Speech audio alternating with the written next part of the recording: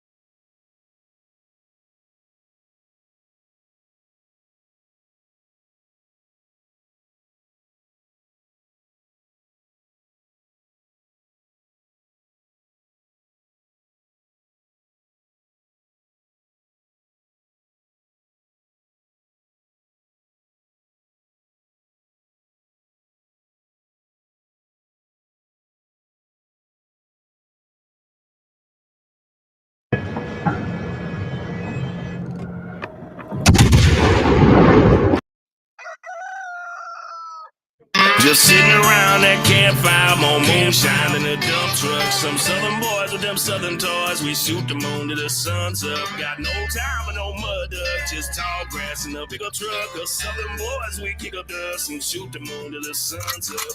Tailgates dropping like paintings at the sundown. Tail light circle in the middle of a cornfield. Underage drinking, getting stupid off an old cram. Everybody shut up! You ain't hear no sound. Click, clack, bang, sitting in my back glass. Boots hit the mud, even if I see a blue flag. Cops ain't catching me, I'ma swim across the river. Water so damn dark, can't even see my fingers. Soaking wet, barefoot in the woods with the critters. Walk 20 miles home, empty bottle of some liquor. Call my little brother just to get home a little quicker. City cops kinda slick, but Bubba, I'm slicker. My accent thicker, Chevy with some kickers. If you a redneck, then you probably got my sticker. Had a dream of rapping back in 2006. Now I'm ripping sick shit about these good old sticks. Just sitting around that campfire, more moonshine in a dump truck. Some southern boys with them southern toys. We shoot the moon till the sun's up. Got no time for no mud duck, just tall grass in a pickup truck. Cause southern boys, we kick up dust and shoot them under the sun's up. Six gun shit, like I'm John Wayne. Like Hank Hill with propane, I don't look the flame. Everybody does it, just not the same. Hip hop coming straight up out of Dixieland. Moonshine sipping, guitar picking, mud in the wheel slipping, transmission. Ain't got much, but I treat it like gold. Got change in the jar and the jack ice cold. Got gas in the tank, got guns in the safe. My house kinda looking like a military base. Cattle gate straight shut with a big ass padlock. No trespassing, got it posted on my mailbox. Big field, big truck, tall grass, big buck. Pop a cap up in his chest, still wait for they grill him up. Country folks getting down, repping our small town, sitting on the tailgate, pass around hot brand. Just sitting around that campfire, more moonshine in the dump truck. Some southern boys with them southern toys, we shoot them under the sun's up. Got no time for no mud duck, just tall grass in a pickup truck. The southern boys, we kick up dust and shoot them under the sun's up. Just dump it on there, the whole thing. Go for it. I ain't Now talking light it. about it. Now light it. Fling that off a little bit. Oh, shit. Move that electric cord first.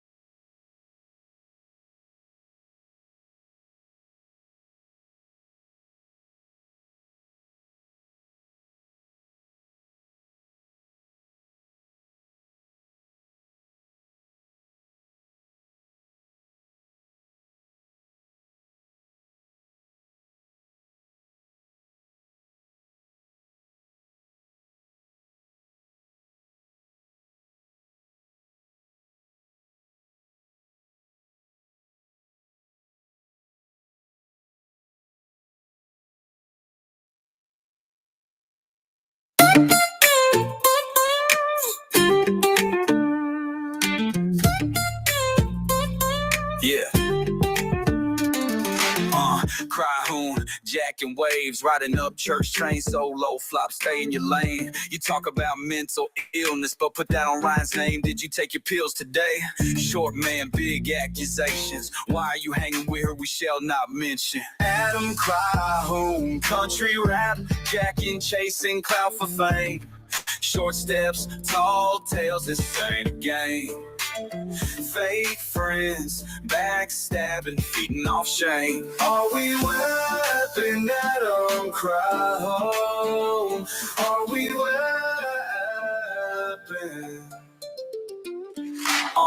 Cry home, short rap, tall, shaky foundation. Mental illness, rap, but he's chasing sensations. Cheating on the wife, lies and deceit. Look in the mirror, the truth's bittersweet. Crease squads, crackheads, thought we had your back. Money in your pocket, now the disrespect. Now you under attack. Fake friend grinning, stabbing from the rear. Short stature, big mouth, living out of fear. Adam cry home, country rap, jacking, chasing clout for fame. Short steps, tall tales, this ain't a game.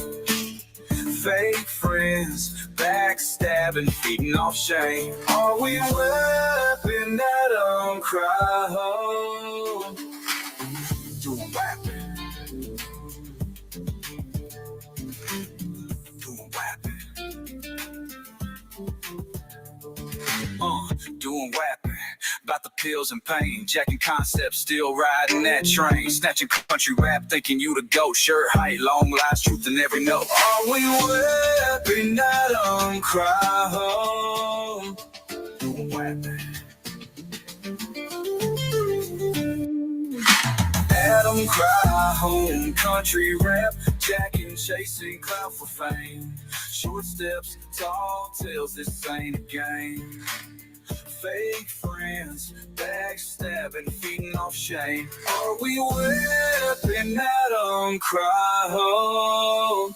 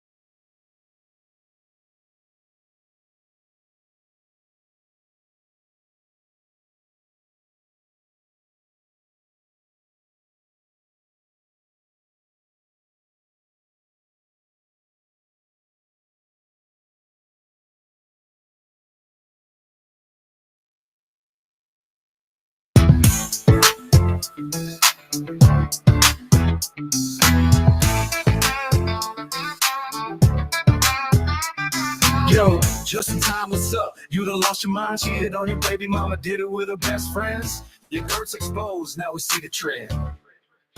Who was just in time? Who? Living on lies, rhyming the sad taboo. Say sorry to your baby mama, face what's through. Who was just in time? Who? Hide in the past like shadows in the night. Stripper days buried, but you brought them to light. Her life's a nightmare, you caused the fright. Old lady push around, you think that's right? Who's just in time? Who? Riding coattails of old girl twerking. No, we're trying to knock him brand new. Who's just in time? Who? Old girl twerking while you're crying in the rain. Yo, put hands on elders, insane.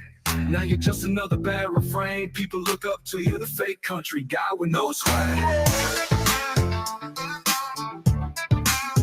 Who is just in time? Who? Living on lies, crime in the sad taboo. Say sorry to your baby mama, face what's through. Who is just in time? Who?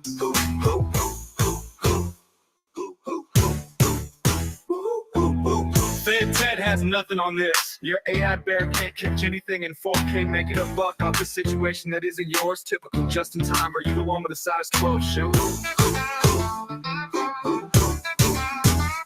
just in time? Who? Living on lies, crime in the sad taboo. Say sorry to your baby mama, face what's through.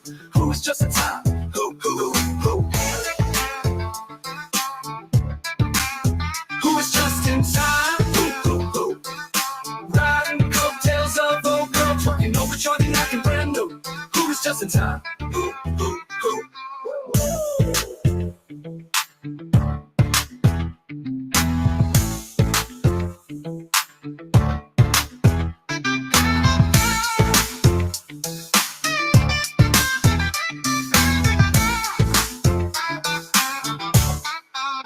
Who was just in time?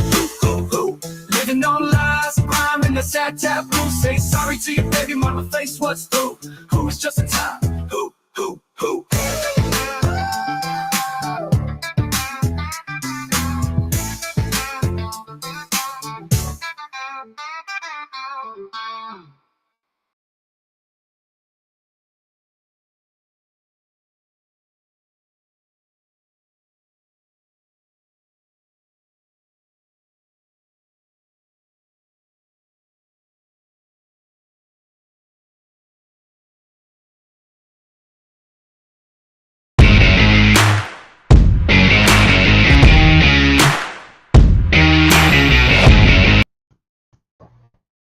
Wait.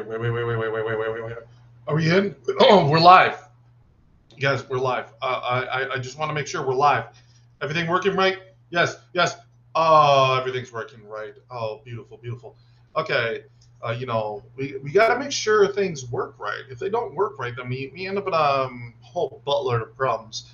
But hey, as long as everything's working right, guys, here we are. We are live. We're back at it again. We're about to have some fun in this stream. And when I mean fun, I mean fun.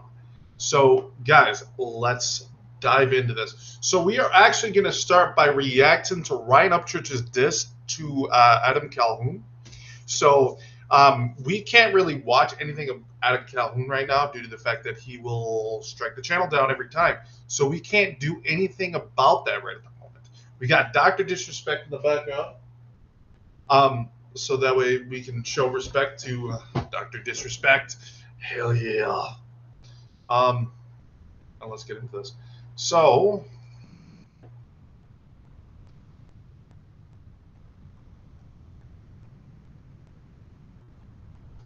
this Chrome extension by 2025. I feel like I just found a Google cheat code. This Chrome Anybody want to do rapping?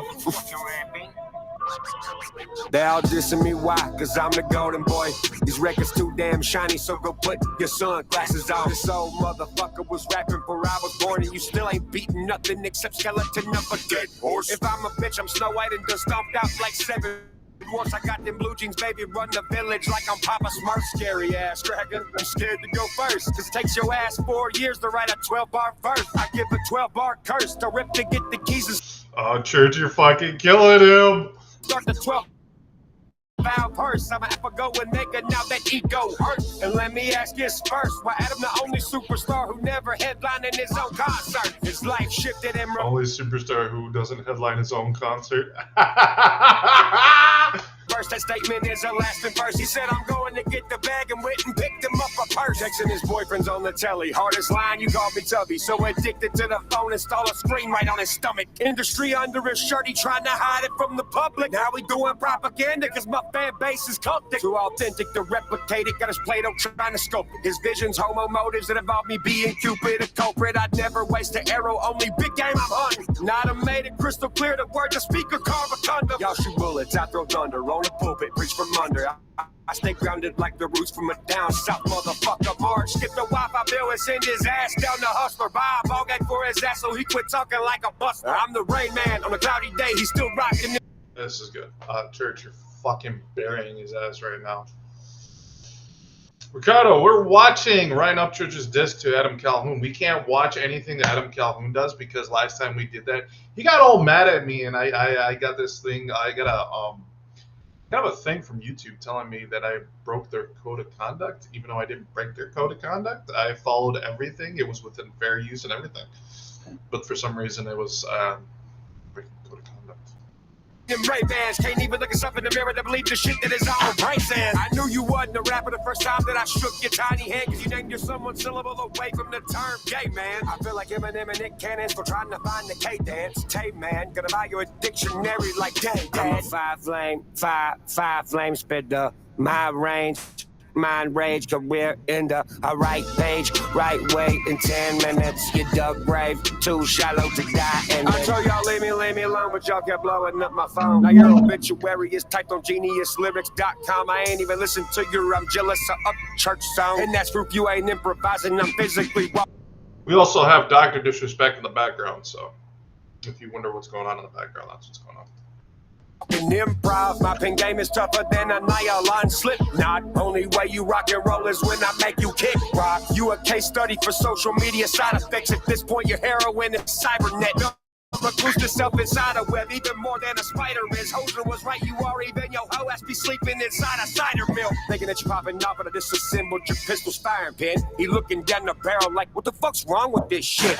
This motherfucker's got no common sense. Got a hot wife at home taking care of kids while they run around taking some Instagram pics with Jenny Lemons at an Airbnb he rented from some hipster chick that had a really cool garden fence. He's not wrong. The problem is everything he's saying in here is absolutely true. I'm just throwing agriculture in. Only thing you're good at is aggravating the culture, bitch. Yeah, you in the lane, but only when you also vulture shit. You mad that I got mold spit, I mold the pen. You grow and mold hate and hopelessness. Only thing you kick gonna learn when old enough to comprehend is that was a Yankee doodle who barely even used the pen. I'm chilling in the rooster pen. I take this dude to lay it in. You ain't a used to be or has been. You non-existently a used to been until I let you in. I'm evicting you and all your friends one by one. If I gotta slick, you used to swerving and back it up like that old girl twerking. Back it up like that old girl twerking. I'ma back it up like that old girl. I'ma back it up like that old girl twerking. Who the fuck says that? Who the fuck does say that? Like the fuck? I know what he's talking about too. There's a Calhoun song where he says he's backing it up like the old girl twerking. Like who the fuck does say that kind of shit? It swings for the wrong team. That's for damn sure. Church. Cock-a-doodle-doo, motherfuckers. I wrote that when I was eating eggs, bitch. Wow. Doing rapping.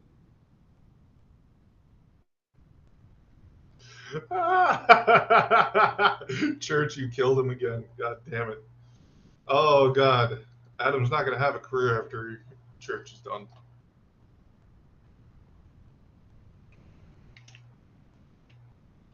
So my brother notified me that there's a Mercury song.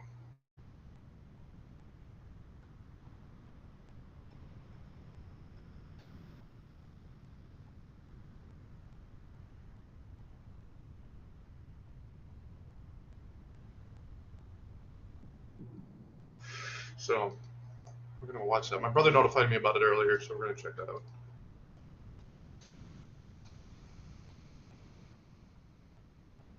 Your mind.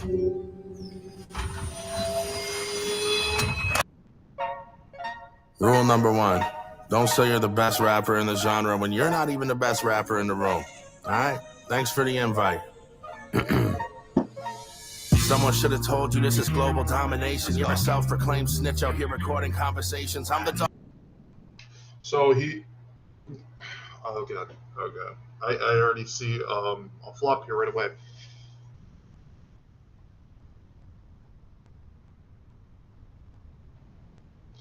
Wait, what? The stream went down already?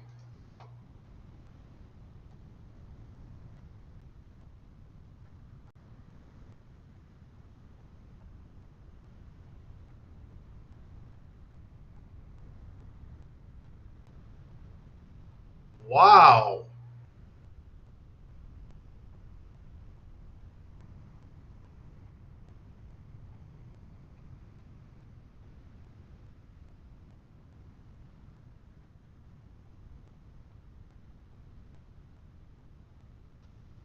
Okay, guys. I see what you're talking about here. And it's still suspended. It's not going back up.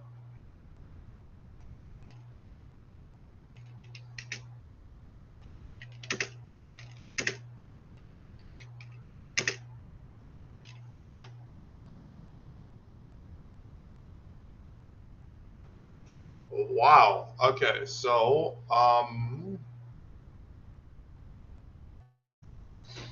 let's see what ended up happening here, guys. 1 second, bear with me.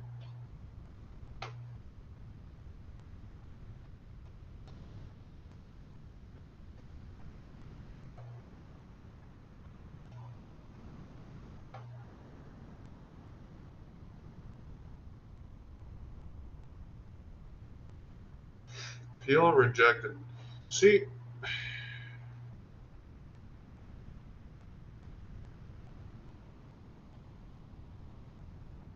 we don't even have anything up and it's still down.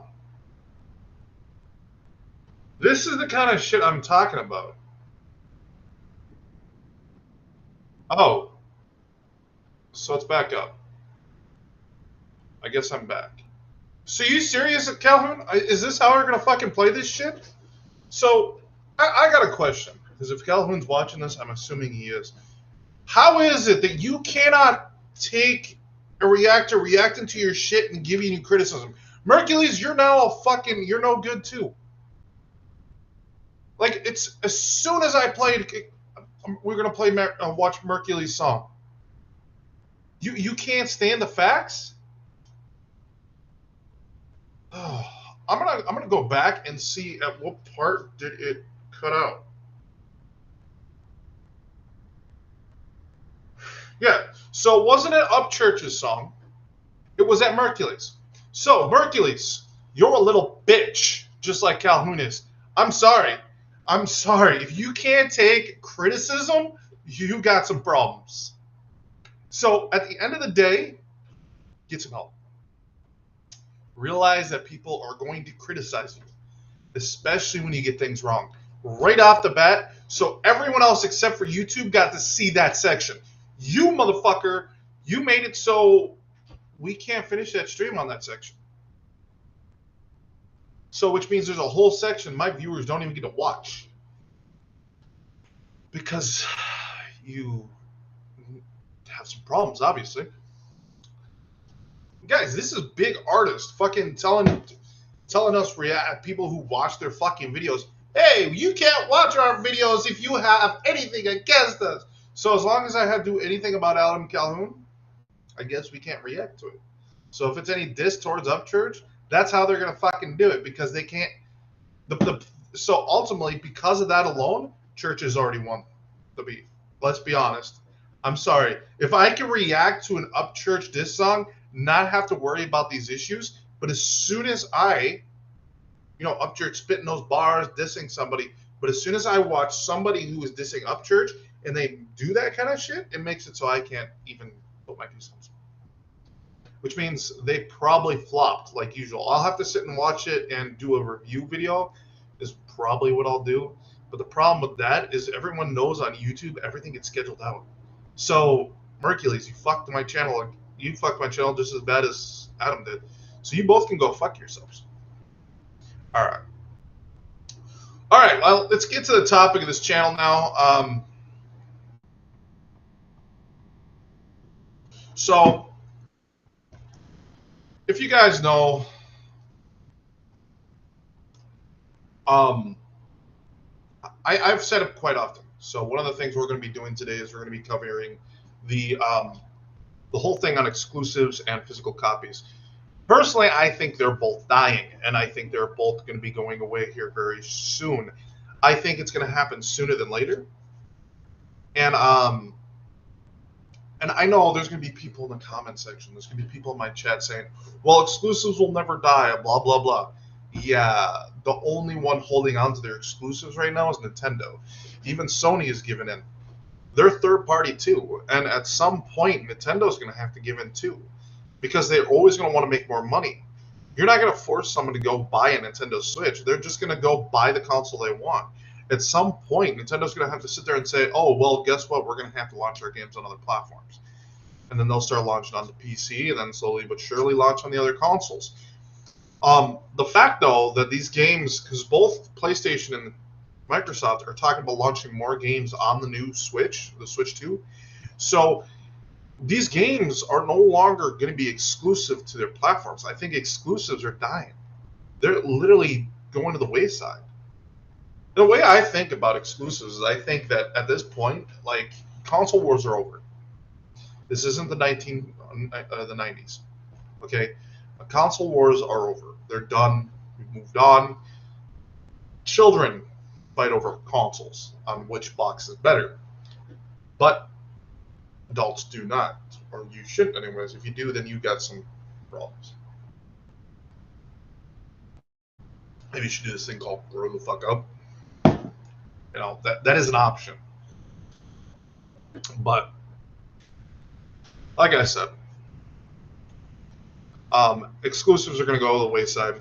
Eventually, everyone's and I know there's been talk about it because there's rumors of some games from Xbox, in particular Halo and Master Chief Collection, a few other things, rumoring to go over to the PlayStation. And at the end of the day, these are 20-year-old games being ported over to PlayStation. I really don't give a shit, first off. And second off, if you get to enjoy them, great, enjoy them. Exclusives are dying. The majority of people who aren't like stuck in their fanboyism agree with this. I'm an Xbox player because I prefer a company that is pro-consumer. And people always wonder, well, why? Well, very simple. I'd rather pay $20 a month than pay $60 for every new game that comes out. It's a budget thing. You know, you save money. You save money everywhere you can. If you can save money doing something, do it. Fuck yeah. So let's go try to find some videos on that. So it's good that you guys got to watch my reaction of the Upchurch video. It's kind of shitty that we couldn't watch Hercules, but hey, Hercules is a bitch, and like I said, I'll do a review of that video. I'm glad I didn't get a fucking warning strike that time, though.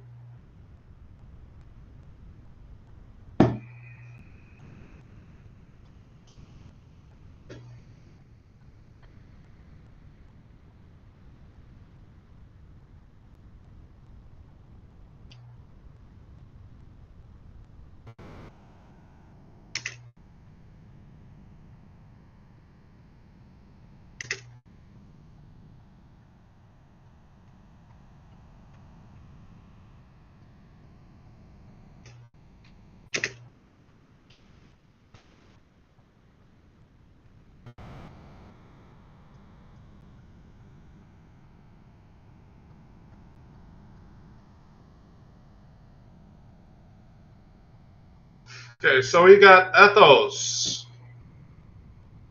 Reasonably sized channel. Like I said, every video we react to, we give them a subscribe, we push the bell for notifications, and we throw a thumbs up. We'll throw a thumbs up based off what he says here. Because we're going to react to people and what they say on this whole exclusive thing. And then we'll move over to physical copies.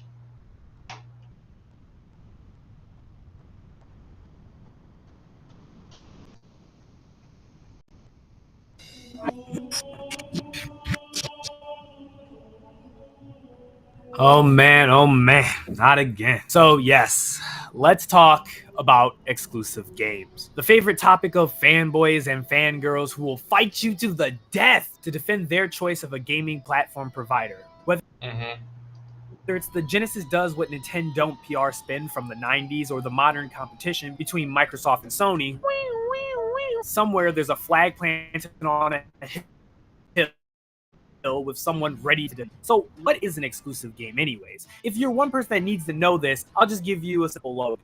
An exclusive game is one that will only run on a particular gaming platform. If you want to play that said game, you have to own the platform it was designed for. If you don't have the right gaming system, well, you either have to fork out the cash for it or do without it. In the past, the success or failure of a given system could be determined by the quality and quantity of its exclusive games. But that seems to be changing with the current generation of consoles. So then the question starts to become, are exclusive games a dying breed? Let's take a closer look at this issue. So why would you want to make?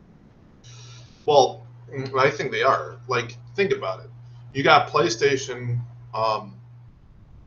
literally right now, porting their games over to PC and Nintendo. You got Xbox porting their games over to PC, PlayStation, and Nintendo. Like, what does that tell you? The only one that isn't doing it is Nintendo, and at some point they're eventually going to have to give in too, because they're not going to be making anywhere near as much money. Because hardware, yeah, you don't make money off the hardware. You make money off the. Are you okay? So you don't make money off the hardware, but you make money off the like the games, the microtransactions, that kind of stuff. Make a game that only runs on one particular system. There are a couple reasons that account for the existence of exclusive games that operate on a number of levels, but for my purposes, I'm going to focus on just mainly two. The first reason is from a business perspective. It makes a whole lot of sense for a platform owner like Nintendo, Sony, or Microsoft to have certain games that can only be played on their console. If a game is good enough and popular enough, it will sell a system. Once the company has already got you to buy the hardware and put it into your home, you're likely then to buy more games for it. It's important to remember that almost every... We got a bad take. Oh, sorry, dude. I can't. I gotta see when I hear a bad take. I gotta call out the bad take. And this is a case of a bad take. So first off, you said here,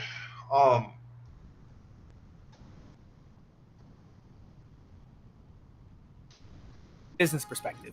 It makes a whole lot of sense for a platform owner like Nintendo, Sony, or Microsoft to have certain games that can only be played on their console. If a game is good enough and popular enough, it will sell a system. Once the company has already got you to buy the hardware and put it into your home, you're likely then to buy more games for it. It's important to... Okay. So first off, only simps do that. Okay. So people aren't going to go flock to a system and buy a new fucking $500, $700 console, almost $1,000 for a console now. So people aren't going to cough up that kind of money for a new console if they've already got a console. Like, I'm not going to go buy a PS5. I've got a Series X. I'm just going to play whatever. Like, if I could care less if I got PlayStation exclusives, and this is what I prefer to play on. And I'm not going to go jump ship because of some exclusives. And there's many people who are like that. And if anything, those people are coming in more often. This is why they started selling games, porting games on PC, because PC guys are the same way. And like at the end of the day, you got to realize that exclusivity is dying, and eventually it's going to be dead and it's going to be gone. We're not going to see it anymore. Just give it time. Give it time. Remember that almost every modern console, with the few notable exceptions such as the Wii U, have been sold at a loss, at least early in the console's life cycle. The platform owner doesn't make its money from selling hardware, it actually makes its money from licensing fees levied on every copy. That's why most exclusive games are developed by first and second party developers. In other words, the platform owner develops a game themselves or pays someone to develop the game for them and no one else. If the first wave of first-party titles can get a critical mass of consoles into the hands of consumers, that should snowball third-party developer titles and make the whole thing profitable for everyone. The next reason some games are exclusive is purely technical. Many platforms are incompatible with one another on a fundamental level. For example, most smartphones and tablets today use processors that are based on the ARM architecture. That code can't just be run on a processor in, for example, your laptop, because it uses a different architecture called x86. That's just... The problem is that, okay, so that's a dumb take, because we all know and I'm going to get somebody in the comments or the chat who's going to sit there and go, well, you know, you got to defend the devs. But no. You don't. They can easily make it work. Very easily make it work. It's not that hard.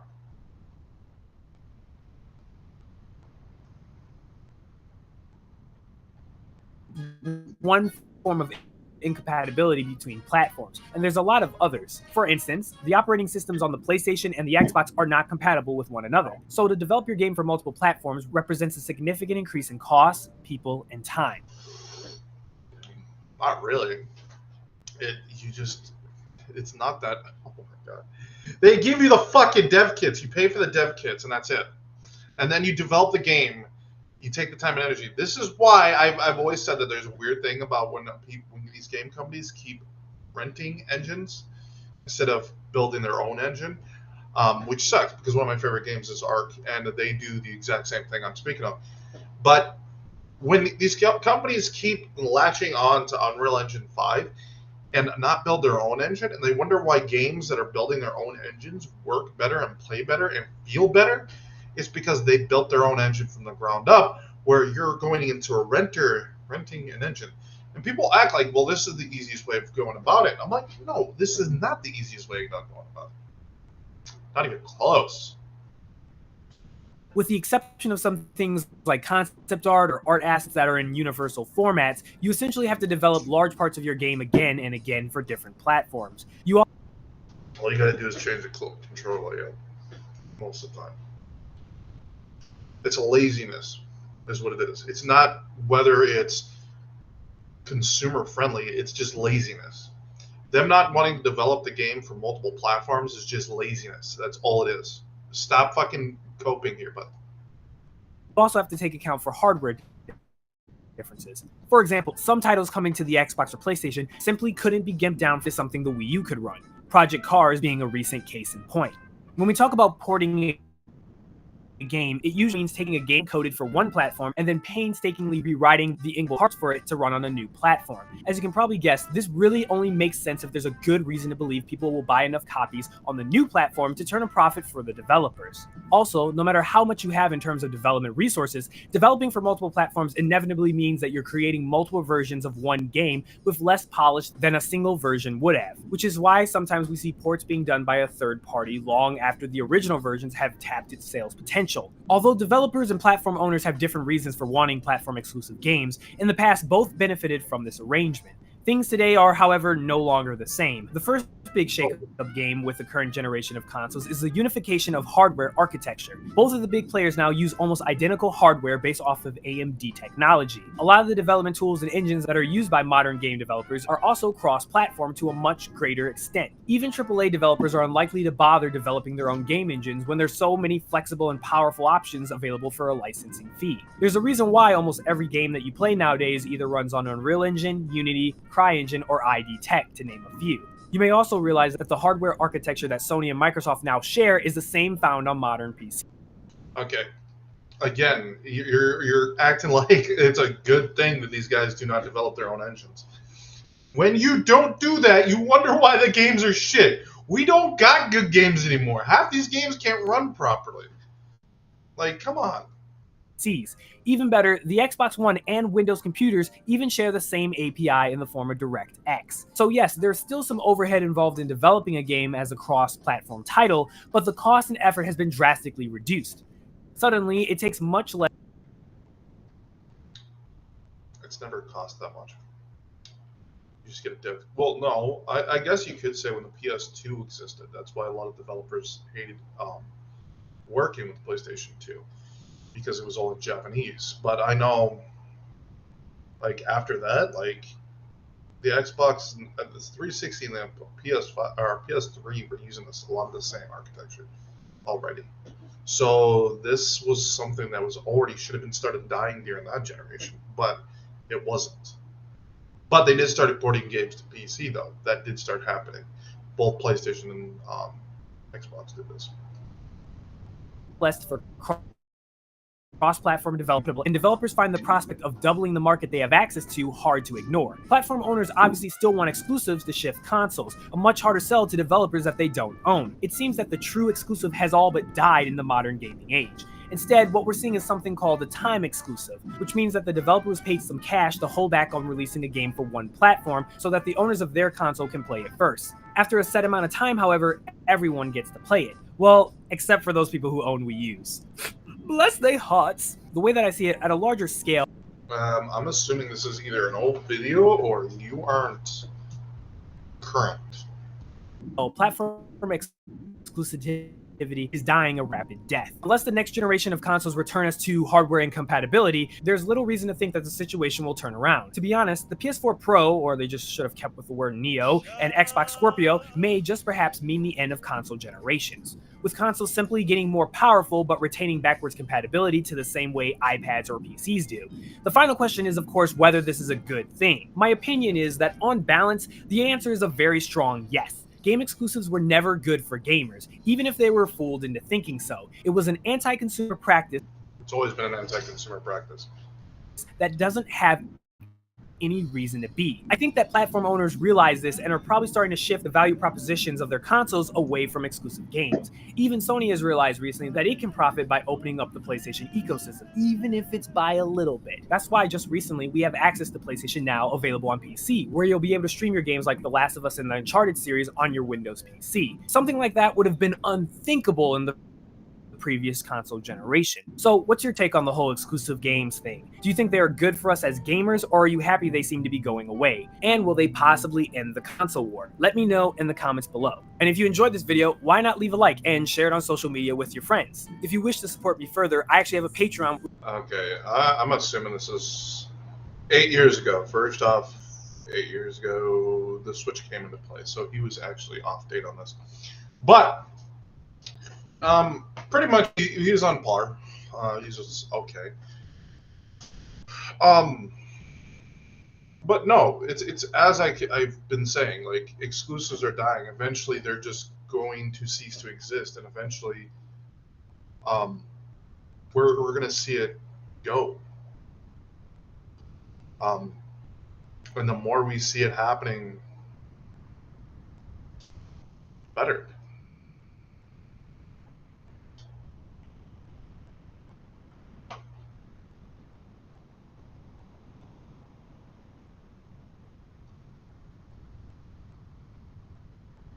All right, guys, we'll be right back.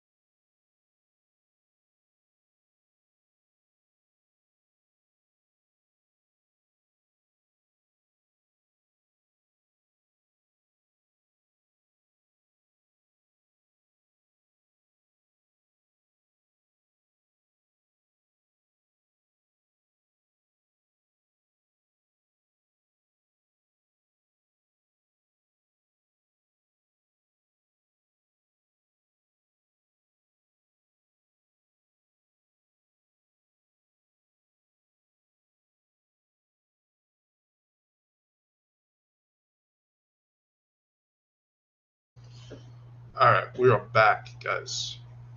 Ooh, I forgot something.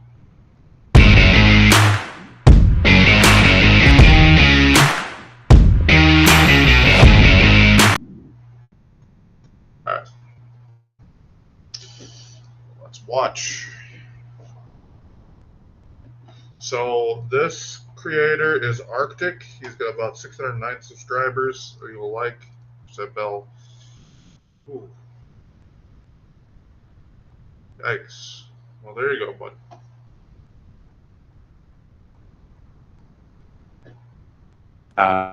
Have you ever felt the frustration of missing out on a game simply because it was exclusive to different consoles? It's a sentiment many gamers know all too well. They wouldn't. You're cutting out, bud. I think you need to fix your mic or something. That could be what it is. I've actually got two mics hooked up to my PC. I prefer my headset mic just because it sounds better. But if you have to, you don't be afraid to use those. Take advantage of them. I don't know what you're doing this on though either. So Wouldn't be, it would be everything that we major scale or everything we would have on, the popular for years. Console exclusivity has been a thorn in the side of gamers. Well, absolutely. The excitement. It's been a thorn in the side of gamers for a long time. I feel like they should have been dead a long time ago. They shouldn't have even. Well, I guess at one point maybe, but when they were in cartridges and things cost a lot more to make. But nowadays, there's no point in it. And of a new release can quickly turn to disappointment when you realize it's only available on a rival platform. This has led to a divide in the gaming community reminiscent of a playground squabble often. In the past, exclusivity was often justified by unique features or hardware capabilities. However, as technology has advanced, the lines have blurred. And today, Xbox and PlayStation share similar hardware, making it easier for developers to create games for both. Nintendo, on the other hand, has maintained its exclusivity with. I've said that too. So Nintendo is holding on to their exclusivity, but at some point they're even going to have to give it. It may not be right away, but eventually it's going to go as well. Fans accept because of the unique experiences it offers. Give it time, because unless they can, if they make, because there's people talking about comparing it to the Steam Deck, so give it time, and they'll find out the same thing that Xbox and PlayStation had to find out. People are not going to go buy a specific console just to play certain games. So. There had been signs that the tide is turning, and then, Microsoft traditionally seen as the underdog in the exclusivity game is shifting its strategy. The acquisition of Bethesda has allowed them to create exclusive titles like Starfield, but they're also recognizing the value of broader access. The upcoming Indiana Jones and the Great Circle is set to release on PS5, signaling a move away from strict exclusivity. Okay, so keep in mind, it's not just Xbox who's stepping away from exclusivity. PlayStation is doing it too. This second great change is not just about Microsoft, but Sony is also beginning to adapt. Also, that PlayStation games have historically been console bound. More titles are making their way to PC. This trend is encouraging as it allows a wider audience to enjoy beloved games. Don't forget, they had a game come out just as over the summer for Nintendo. So, however, Sony's requirement for PC players to have a PSN account raises eyebrows, suggesting that they still have some learning to do. I think that is kind of fucked up. And that brings me down to still thinking that PlayStation has a lot of things they need to fix, because the PSN sign-in requirements are just fucking outrageous for some countries. So, and then not to mention PlayStation Network, it isn't even available in some countries. A lot of countries actually, it's like over 130 or something like that. In terms of accessibility, the gaming landscape is evolving, and the hope is that both companies will embrace a more inclusive approach.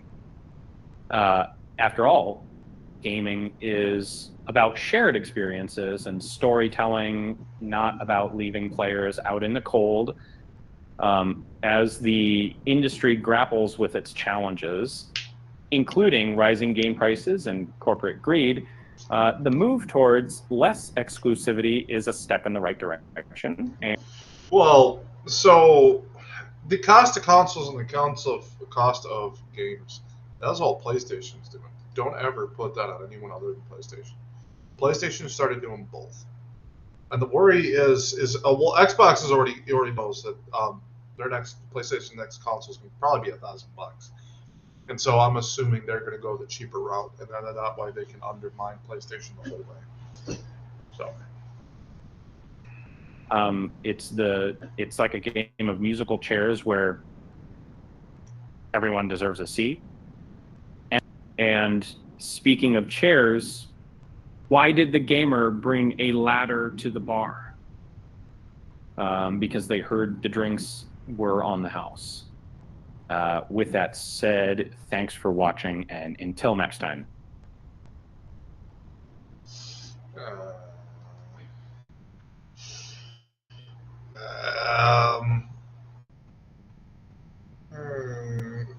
Wasn't bad. The video needs some work, and I can definitely tell. 609 subs. Guess you could try to fix some of it. I know it's really hard on a budget, but you usually try to find money to do it.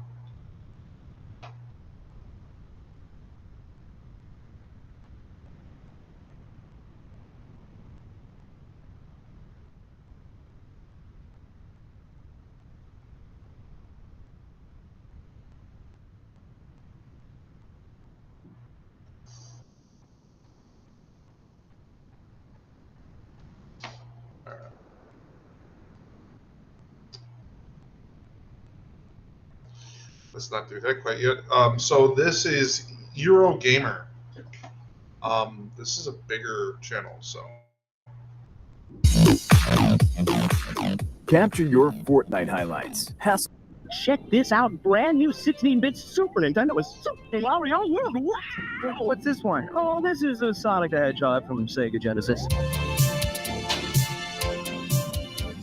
The console business used to offer such a simple proposition. Want to play PlayStation games? Buy a PlayStation, dummy. Want to play Xbox games? You'll be wanting an Xbox then. Nintendo fan? Figure it out, champ. But now it's all changing. PlayStation exclusivity is fast becoming a thing of the past as Steam becomes an ever more important revenue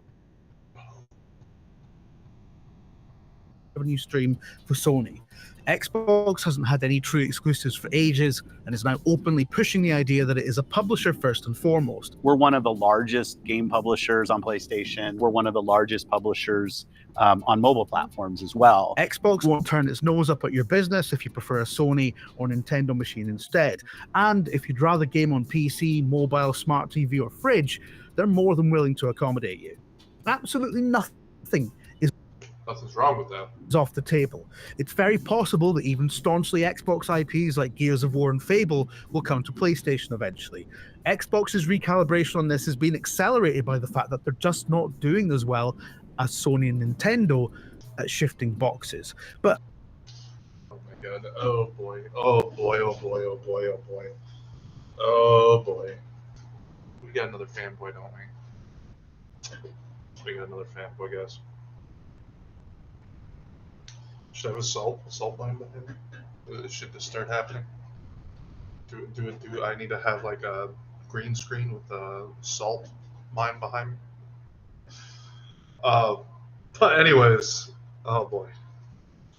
ultimately, the forces that are making a platform agnostic future necessary are more or less affecting everyone. And Sony and Nintendo at shifting boxes. But ultimately, the forces that are making a platform agnostic... It's not about selling consoles, it's about selling games.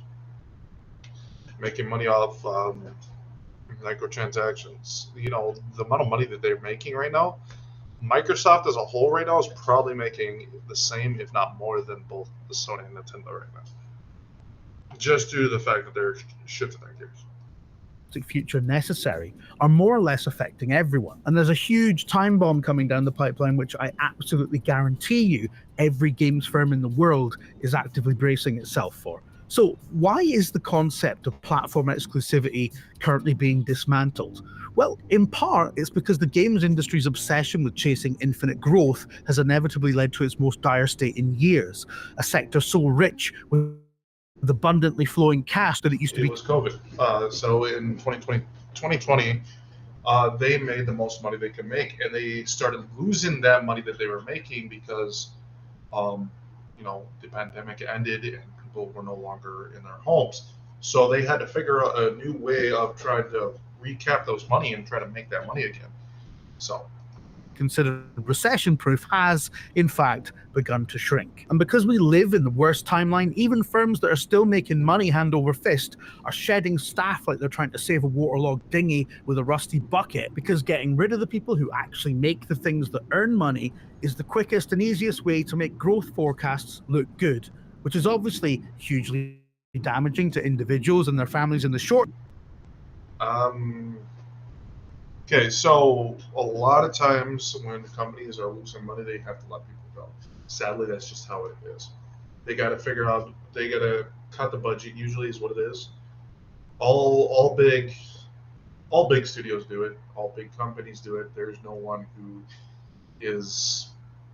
won't do it. Even Google's done it, Apple's done it, they've all done it. All the tech companies have done it already.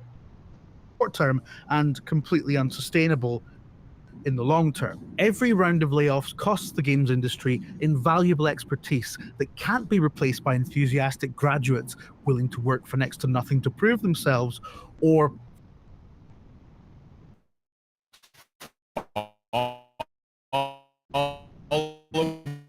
aboard. Meet modern warships, action or submarine. Chat GP. Okay, so first off, let's recap that. That can't be replaced by enthusiastic. So this is defending devs again. Okay, so you're saying that you'd rather keep the old devs in and then not get any new eyes, but that is a lot of what we're seeing now. That is the problem that we're having. We need new eyes. Without them, you do not have new innovations. You do not have new game franchise. You do not have new developers. You do not create new games. And you keep doing the same thing over and over, and that doesn't sell. That doesn't keep the pendulum moving. See what I'm getting at?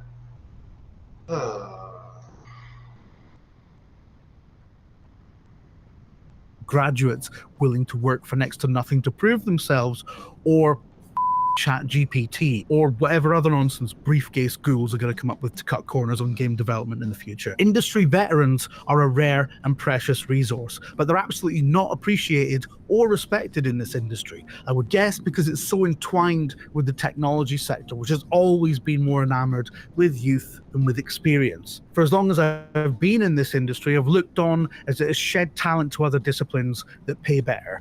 Web development and fintech, for example, are often beneficiaries of the games industry's inability to look after its people properly. The point is that cutting staff costs can only take you so far. Games companies still except for the fact that it'll give you new ideas. Will have to make and sell games, and despite what every tech bro on Twitter will tell you these days, that is impossible to do without real people who know things. But who are they selling games to? Well, in no small part, the same people they've been selling them to for decades. Millennials, people who skew a little older now but have a bit of disposable income and a legacy affection for the big gaming brands that have been knocking about more or less since the 80s and 90s. Dude, I'm standing right here. So their entire lives, our entire lives, my entire.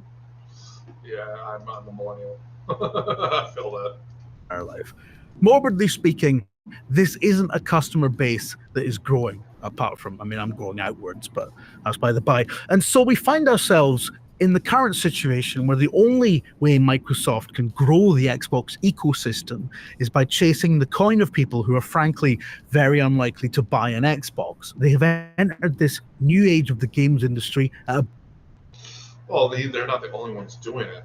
Xbox is just the one who's ahead of the curve with it. So they're all going to end up doing it eventually. Once they see the amount of money that Microsoft is making and see how nice the next Xbox console comes out, I'm not against the end of exclusives. I think I'm welcoming, man. I actually think it needs to happen. Big disadvantage.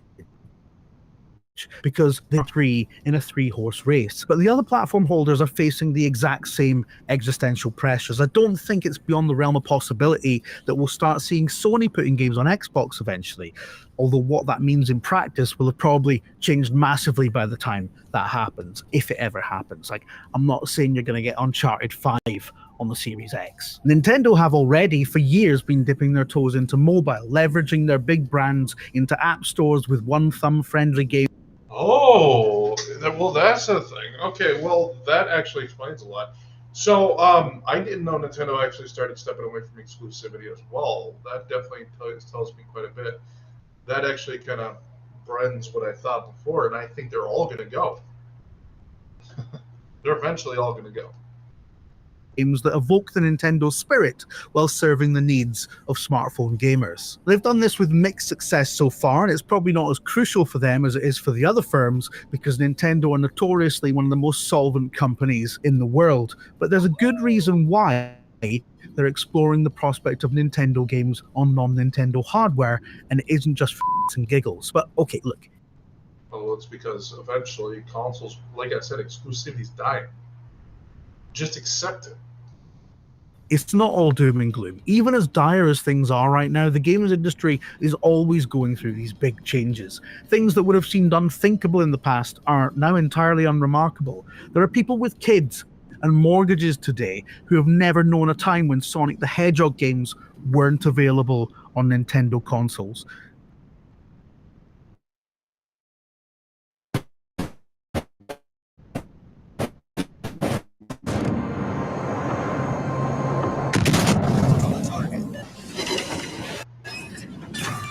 Change happens. Change needs to happen. So that change is very important to the industry, and I've said this multiple times, and I'll keep saying it, but we need change.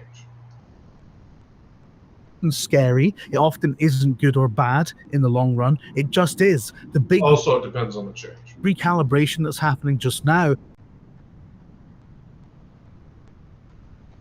isn't just happening in games, it's happening right across the entire advanced economy. And it's happening because fundamentally, as far as my stupid Star Trek addled brain can figure out, the way things have worked for decades have, for one reason or another, stopped working. So what will gaming look like 10 or 15 years from now?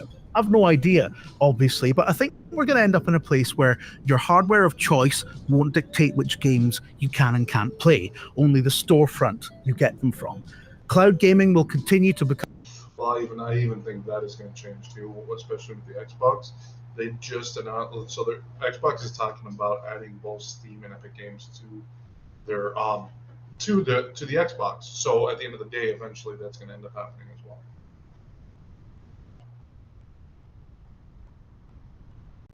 Come bigger and more part of the mix. That one seems like a given. I think AAA, as we know it, is going to slowly wind down. Certainly the kinds of games I like, your Assassin's Creed, your Elder Scrolls, your Indiana Joneses, these big ultra-budget single-player experiences with photorealistic visuals and 70 to 300 hours of story-rich quests, they're going to become rarer and rarer as the sheer resources needed to make them in terms of funding and talent just won't be there in abundance. But we've already seen... Stop defending the developers. Stop this. I cannot. Oh, shit. I can't.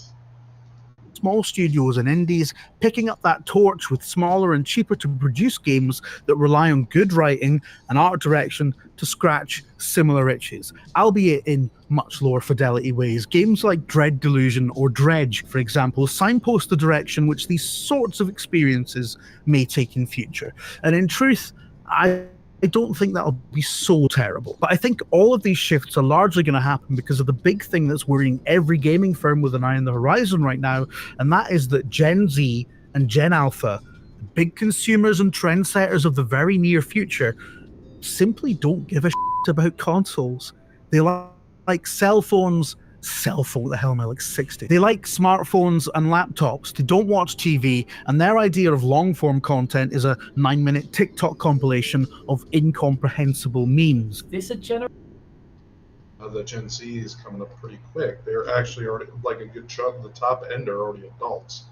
So that idea, yeah, it might They do other things. My sister plays a PlayStation. My other sister plays on Xbox. Now my brother literally is borrowing my Xbox. Like, they still game. They just care less and less about exclusivity. That's the difference. Generation Alpha me, it's just a tree. This is the me. I've said it once, I'll say it again. Gen Alpha is cursed. If they see a game they like the look of and it turns out that they can't download it onto their phone there and then, they think that's bullshit and lose interest. That's not true. It's absolutely not true. And generally speaking, through climate change, resource wars, and entrenched housing crisis that no political will ever exists to solve, Gen Z and Gen Alpha's economic prospects are even worse than ours were when we came of age. So good luck selling them $700 boxes to play God of War 12 on the 8K television that they don't own. Look, I've got no idea what's going to happen. I'm not an economist, I'm not an analyst, I barely understand the force. Take your time. It may end up being that it's not as bad as they make it out to be. We always say that the next generation has it worse than the one previous, but that's not even close to the case. You have generations prior to us that had to go through the Great Depression. We haven't seen that kind of stuff ever. Okay? They had to survive off a piece of fucking bologna, and you're telling me generations after it had it worse? They barely could tell whether they're going to eat that week. And they have generations before them that had it even harder than they did. Like, you're telling me that generations that actually had to fight and survive, they didn't have technology. Jeez. Is currently at play, let alone that they might ever get resolved. But we are almost certainly transitioning into an age with no special link between hardware and software, an ever-dwindling relevancy of the types of games I've loved my whole life. And I find that unsettling, but I know there will always be stories to tell and artists who want to tell them. So I think ultimately, whatever happens, it'll probably be all right. Yeah, you're thinking way too much there, buddy.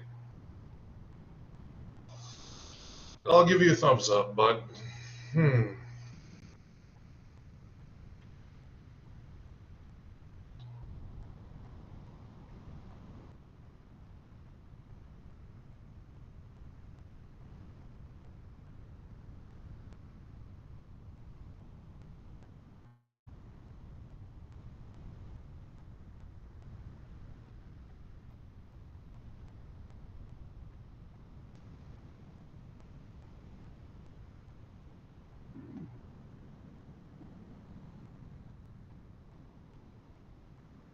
oh no. I know we're watching an old video, but I have to watch this.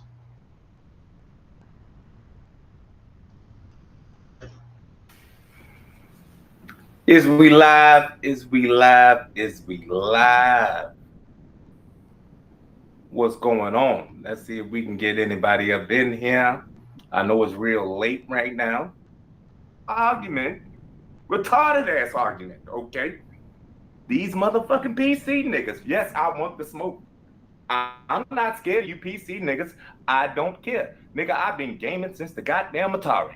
I don't give a fuck. I done seen it all, nigga. I done seen it all. Gaming since its motherfucking inception. Console gaming, especially since its motherfucking inception. I do not ever remember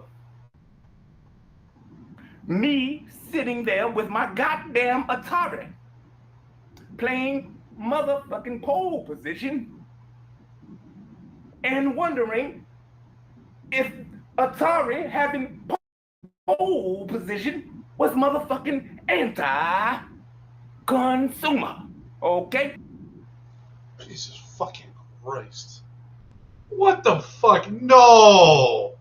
No! He's not this fucking stupid! I don't remember that shit. I don't remember.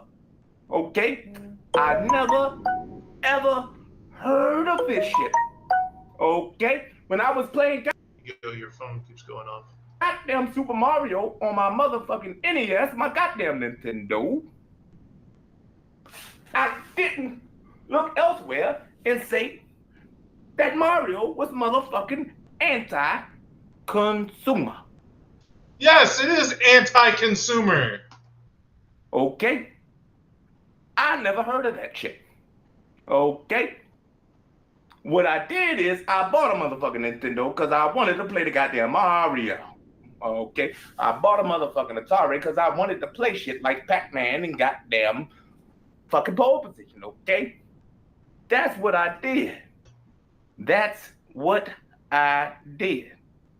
This is a motherfucker who's trying to tell everyone that exclusivity is pro-consumer.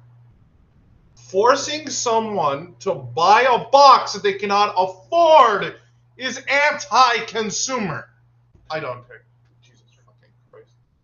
God damn it. God motherfucking. This anti-consumer argument is coming from these PC motherfuckers. I'm not going to call them fanboys. I'm going to call them motherfuckers. You know, that's pretty much the best way to put it. Motherfuckers. Okay? These motherfuckers come up with this cockamamie ass bullshit around here. Okay?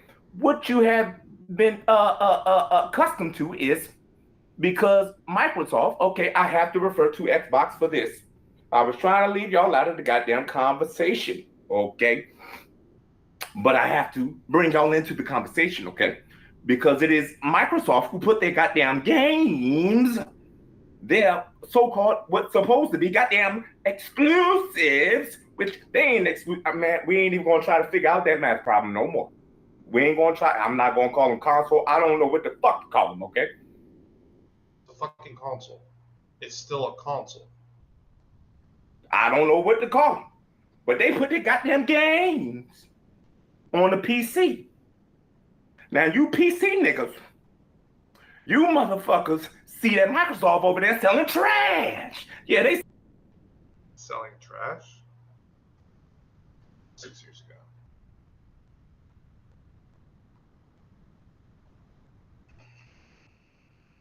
Six years ago was 2019.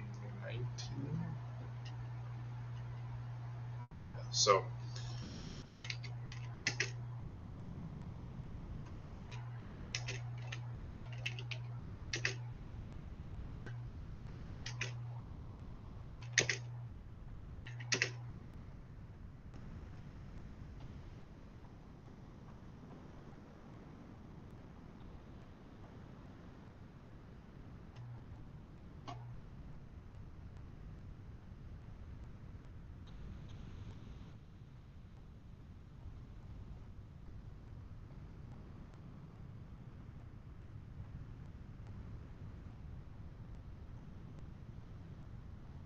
Halo Infinite was one of these games.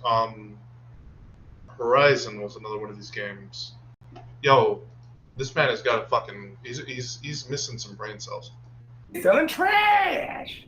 They selling trash. But you see greatness over there. You see greatness over there across the goddamn water. You see God of War. Ooh, ooh. God of War sucked. I hate to break it to you. Oh, that goddamn God of War look good. You see? No, it didn't. It just looked like another action adventure with stealth elements. I don't know about you, but I like games that are long, not short, and I like my games where I actually get gameplay. Not a bunch of, hey, go here, do this. See that nigga Spider-Man swinging through the goddamn streets of New York? Ooh. Spider-Man was not that great. Wait, you said fuck this trash. That might. It's trash. So you're calling Halo trash. Microsoft is giving us. We want that greatness on our motherfucking platform. Niggas, I don't know why the fuck I'm arguing with some of these people on goddamn Twitter, man. These people, man. Well, here's an idea. Get the fuck off Twitter, then. You know, that is an option. Bruh. Some of these ignorant. I shouldn't have to buy a goddamn console. Okay? I shouldn't have to buy a goddamn console for one goddamn game. Okay, nigga. No, so you think? No, you should not have to buy any fucking console that you can't afford to purchase. This is a fucking monetary fucking situation here. What do you fucking got? Like a shit ton of money sitting in your fucking back pocket or something? Like, is your bank account sitting in millions and hundreds of thousands of dollars, while the rest of us can? We're gonna go with one device for what, and then when we can afford another device is when we buy another device. Usually, it's not very often. I'm a play alone. You really think I was born yesterday? I supposed to be a nigga born yesterday. That is always one goddamn game. It's just one goddamn game that you interest. It's one game over there that interests you. And it's one motherfucking game. That's what you expect me to fucking believe. Okay? You shouldn't have to buy console to play a game. Exclusivity is anti-consumer. That's what you expect me to fucking believe. Oh yeah, I want to play goddamn Spider-Man. Or one of them said I want to play God of War. I shouldn't have to buy a motherfucker. No, you shouldn't. I don't get it, bruh. I don't get it. But I don't care. I don't care. That's the famous one. I don't care. I don't care for your games. You know what I mean? But yet you still sitting here fucking crying about it. What the? We're just saying exclusives are pointless. Jesus Christ. 2019, I was telling people that exclusives were pointless at that time. So I want to see what else this bad takes this guy's had. He hasn't made anything in 6 years. 4 years.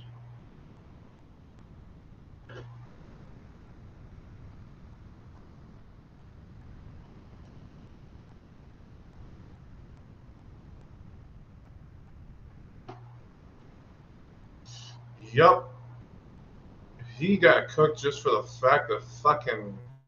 That's actually kind of funny.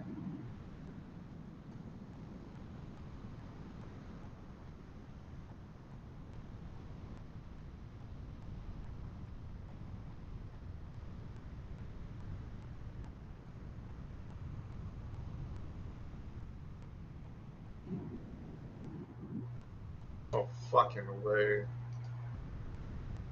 Guys, we got another fucking fanboy here. YouTube, what's up? The reason why I wanted to do this video is because I watched a YouTube video and it aggravated me so bad that I wanted to do the video. I wanted to do this. So I don't mean no disrespect to anybody or anything. People got to get their bread and butter. You know, they got to make their money. I get it, man. I think it's up to us, the viewer, whether or not we want to consume that video or article or whatever. If you don't like something, just don't watch it. It's that simple. We have to pay attention to what these articles and what these YouTubers are saying, and then, you know, make an assessment, or, you know, figure out, is this coming from a good, wholesome place, or is this coming from a place of, you know, self-gain in some kind of way, right? And that's where I've come to realize with Review Tech USA. And I really don't watch his content. People send me his video and then I listen to it and I'm like, what is he talking about? So like I say, the reason why I even made this video is because of his last video that he made talking about Sony is making an anti-consumer move by making purchased digital games unplayable by either purposely setting the date to 1969 or not, or whatever he was talking about with that, whatever.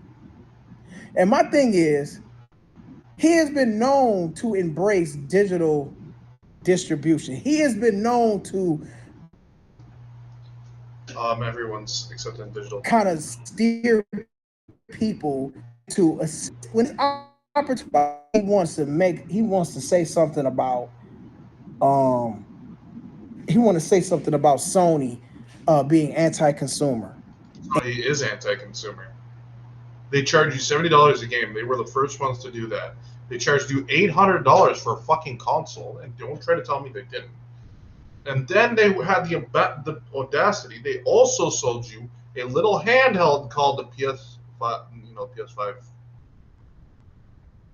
handle, and they charged you $200 for nothing more than this with a controller. And the worst part is this can still do more than that PS5 handheld.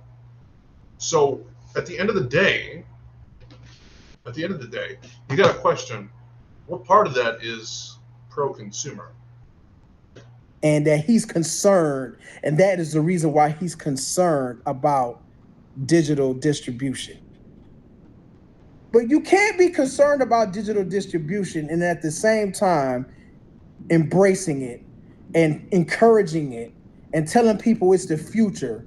And also, what I forgot to mention, I've always had my problems with review tech, so. Telling people that he buys most of his games digitally, which so do I. He mentioned in that video.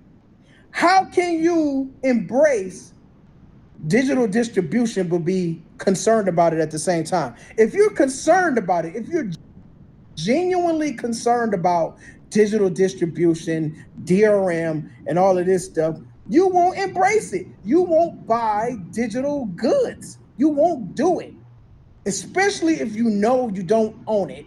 Why, or you don't own your copy of it, I should say. Why would you embrace it if you're... Well, it's probably because it's looking from a PC standpoint.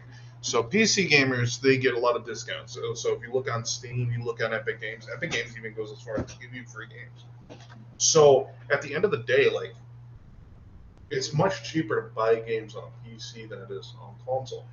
So what he's getting at is the fact that when we go to a digital-only platform, this is where it could go wrong, and that is these stores that are only on your box, okay, do not have sales anymore because they're trying to force you into paying the more expensive price.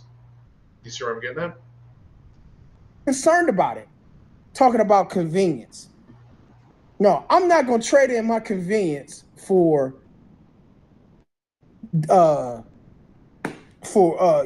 ownership. Are you crazy? Are you nuts? Well, technically you don't own your games. Now, if you're okay with that, then that's your prerogative. But ain't no way you can be concerned about it and then at the same time turn around and say something like want to or not, embrace it, and all of this crazy stuff he's saying. It's stuff like that. It's so crazy because he ain't really the problem. The problem is the people that listen to that and just believe it. Believe it.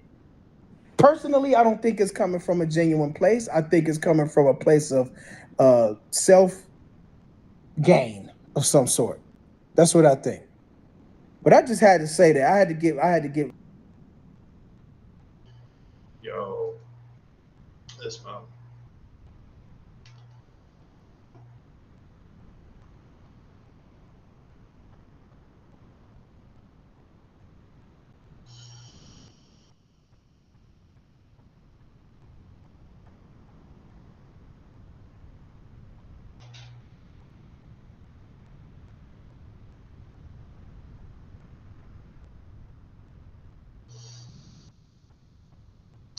How are you surprised by this? RGT's always thought that exclusives are pro-consumer.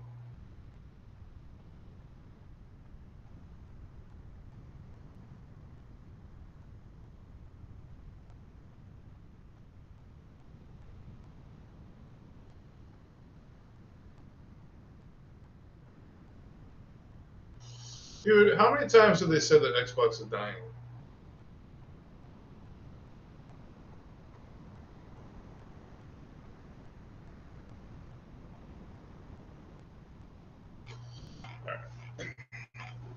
Well, that's how I feel about exclusivity. I think it is a dying breed, and eventually it will go. And I think it's better that it goes sooner than later. It is anti-consumer in every sense of the word. It is a very anti-consumer move to put your games on one console and force somebody to buy that console just to play your games. It is very anti-consumer. It does not help out the gamer. Make the gamer be able to play their games. Make the gamer be able to afford the gaming. And with gaming getting more and more expensive, especially consoles themselves and the PC parts and all this, we need to start making it more affordable and start stepping away from exclusives. Because people are not going to spend thousands of dollars just to play video games. So.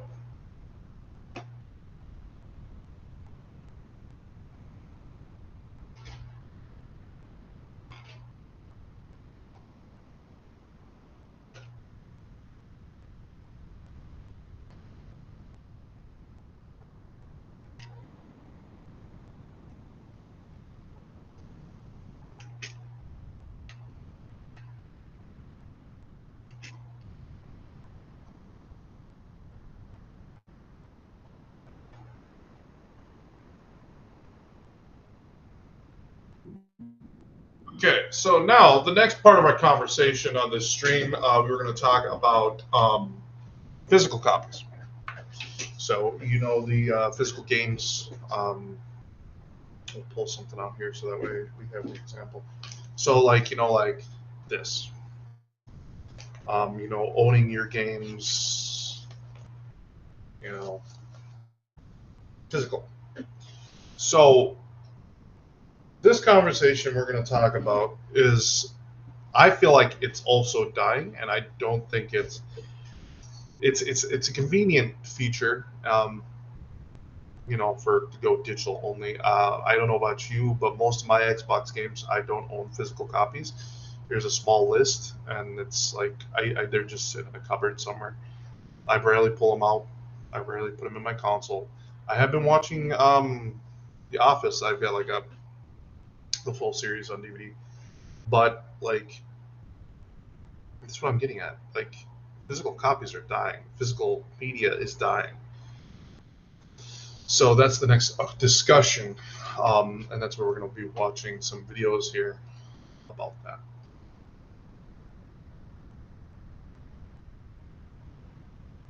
Ad blocker that helps you take control of your online experience. Visit your favorite websites like IMDb or Amazon or even the Google homepage. All right, Sony just announced the PS5 Pro. Yeah, it's got Pro in the name. So this is supposed to be the pinnacle of their innovation, right? The crown jewel of this console era. This thing costs $700 USD. $700, and it doesn't come with a disc drive or a console stand. You have to buy those both separately. And let's see here. It doesn't have a disc drive? Mm-hmm. Wait, you're telling me that your Pro console has no disc drive? A staple that has existed for Sony since the 90s is absent on their proclaimed most advanced console ever? Guys, I think physical media is doomed. To me, this tells me everything I need to know about where the gaming industry is headed. A Pro version of the PS5? Yeah, physical copies are dying. They're a dying breed. Eventually, they're going to go. There's not much money in making physical games anymore. Games like GameStop stores like GameStop need to figure this out and figure something out quick. Maybe move from. That's why I said what could save GameStop is if they started selling retro games at GameStop, which I know they don't because they don't sell anything over 10 years. But if they started selling retro games in their game stores, they would do a lot better. And they would still be able to thrive in a less physical world. And on top of that, that's a way for GameStop to stay alive. And that's just an example. I'm not a big fan of GameStop. I think GameStop has got a lot of their problems. That's what it is. They can't seem to do anything right. But physical media is dying, guys. Having no built-in disc drive gives me the impression that Sony sees digital-only media as futuristic and advanced, and discs are slowly becoming a thing of the past. And to further slap the faces of fans of collecting physical games, you can actually buy a disc tray add-on for the Pro for an additional $80, meaning that so I was actually off on 800. It's more like 900. If you're a current PS5 owner with only physical games looking to upgrade to the Pro, you're going to be paying $800 USD after tax to be able to use your discs. In Canada, that's over $1,000. Now, some people probably couldn't care less about digital-only media, as long as they get to play the games. And that's fine. Astrobot is still available to play regardless, and that's great. It really is. But consider the idea of game preservation and ownership. Having a physical... So all these games will eventually deteriorate. This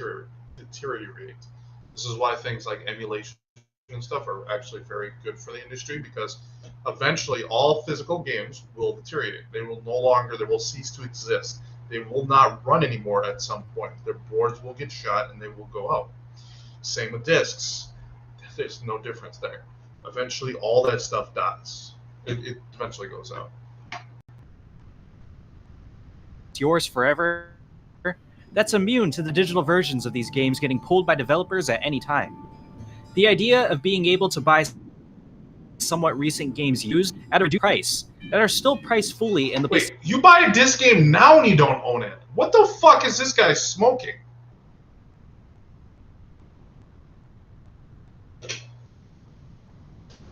Yeah, $1,000 for a fucking console. Okay, what the fuck is this guy smoking?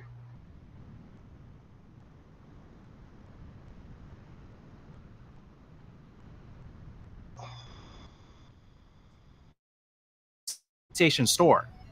Just the pure joy that being a collector brings to people. Okay, then When they still collect your old games. But I would suggest doing something to preserve them, because they will eventually, their boards do short circuit. Like, and that can be costing just to fix the board alone. Archaic to Sony.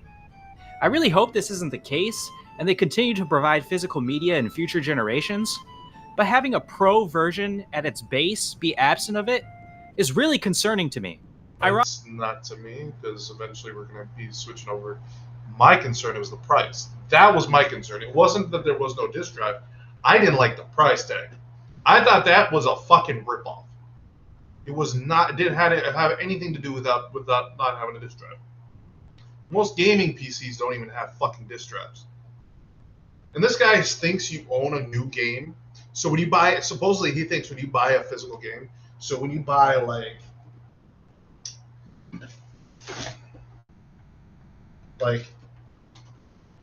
I'm just using a game for an example, like you go out and buy this game. Well, you don't own this game. This is nothing more than a digital key. You talk about ownership, you don't own games anymore. That died a long time ago. And the sooner you figure that out, and the sooner you move with the times, the better off you'll be. And you can still enjoy modern gaming.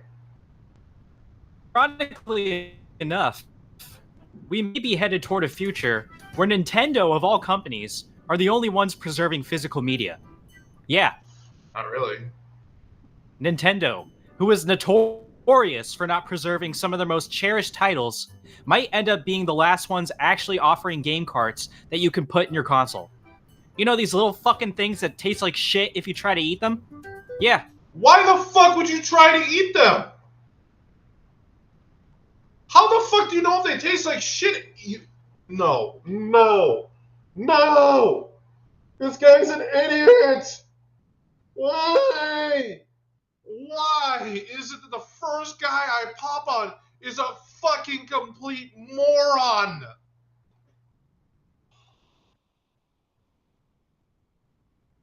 These just became a precious commodity. These will be like gold to people. And I say this because as stubborn as Nintendo is on many things that anger fans, it's that exact stubbornness and traditional philosophy that will make them continue offering physical games to consumers.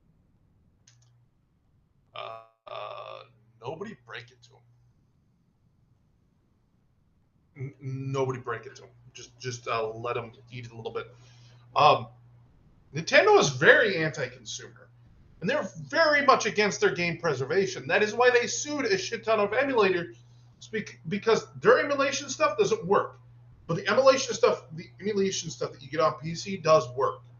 Okay, they wanted to get rid of those, so you had to buy the original copy, which could cost hundreds of thousands of dollars depending on the game, and on top of that, and that's if the game is going to last another 10 to 20 years, because eventually those boards short circuit. Then you got to go get them replaced. Jesus Christ. You know, I thought fucking Albert was an idiot when he sat there and was like, "Oh, you shouldn't use upscalers for your retro consoles. You can't use upscalers. Oh, you can't use upscalers. You can't use them for your retro console. No upscalers for you. No upscalers." And I had to fucking destroy his argument by reminding him that most TVs, first off, do not run those games natively anyways. These are TVs that are running 720 plus, so you can get an upscaler to put it up to 720 so it looks better on your television. And guess what? You can hook it up to your television. Because a good chunk of TVs don't even have the audio video cables. Consumers for years to come. I know that these old Japanese men will not succumb to the digital-only uprising. It's crazy. They will eventually. Because, wait, isn't Sony owned by Japan? Isn't Sony a Japanese company? Jesus fucking Christ. People, I swear. Crazy to think that this is the world we're headed toward. My childhood mind truly cannot comprehend such a reality. Yet here we are. So, in conclusion, Accept it. It's the future. It feels to me that the gaming industry is headed into uncharted territory, and I really don't know if it's going to be an era that is best for the gaming purists. The people who not only love playing, but collecting and preserving for themselves, and maybe even their kids one day. And while this is currently me just speculating based on what I saw with the PS5 Pro, I've never really felt more concerned than I have now. Oh, let me know your thoughts in the comments. Do you agree with me that we're headed in this direction? Or do you think the outcome will be different? As always, thanks for watching, and expect more content from me now with the new Nintendo console on the horizon.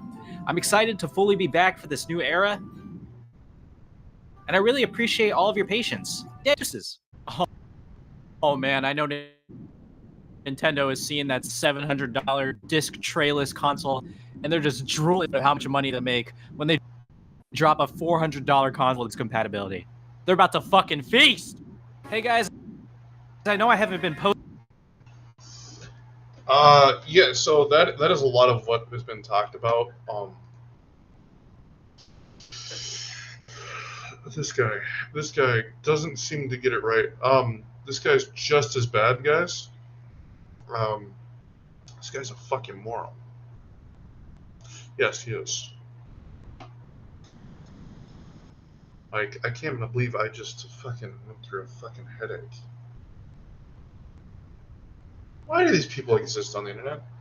Ricardo, why do these people exist? Why is it do I have to listen to someone's brain dead thoughts that do not make any sense?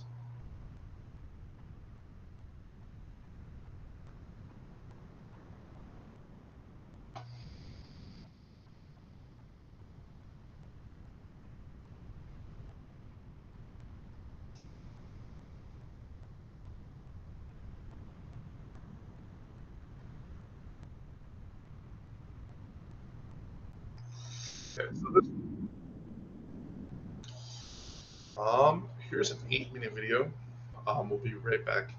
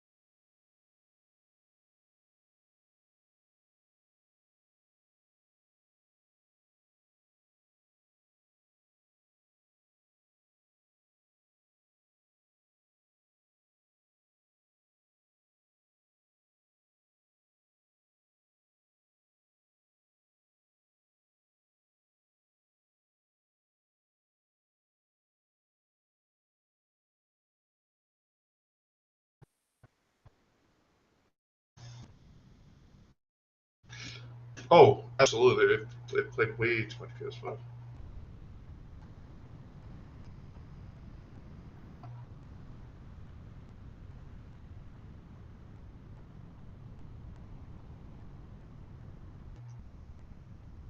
Okay.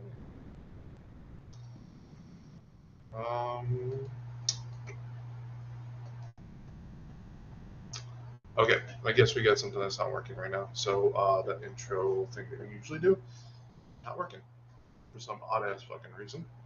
It's fucking great. I love when things break on you. When you're doing a stream and something doesn't work, it's always one thing too. It's just one little fucking thing.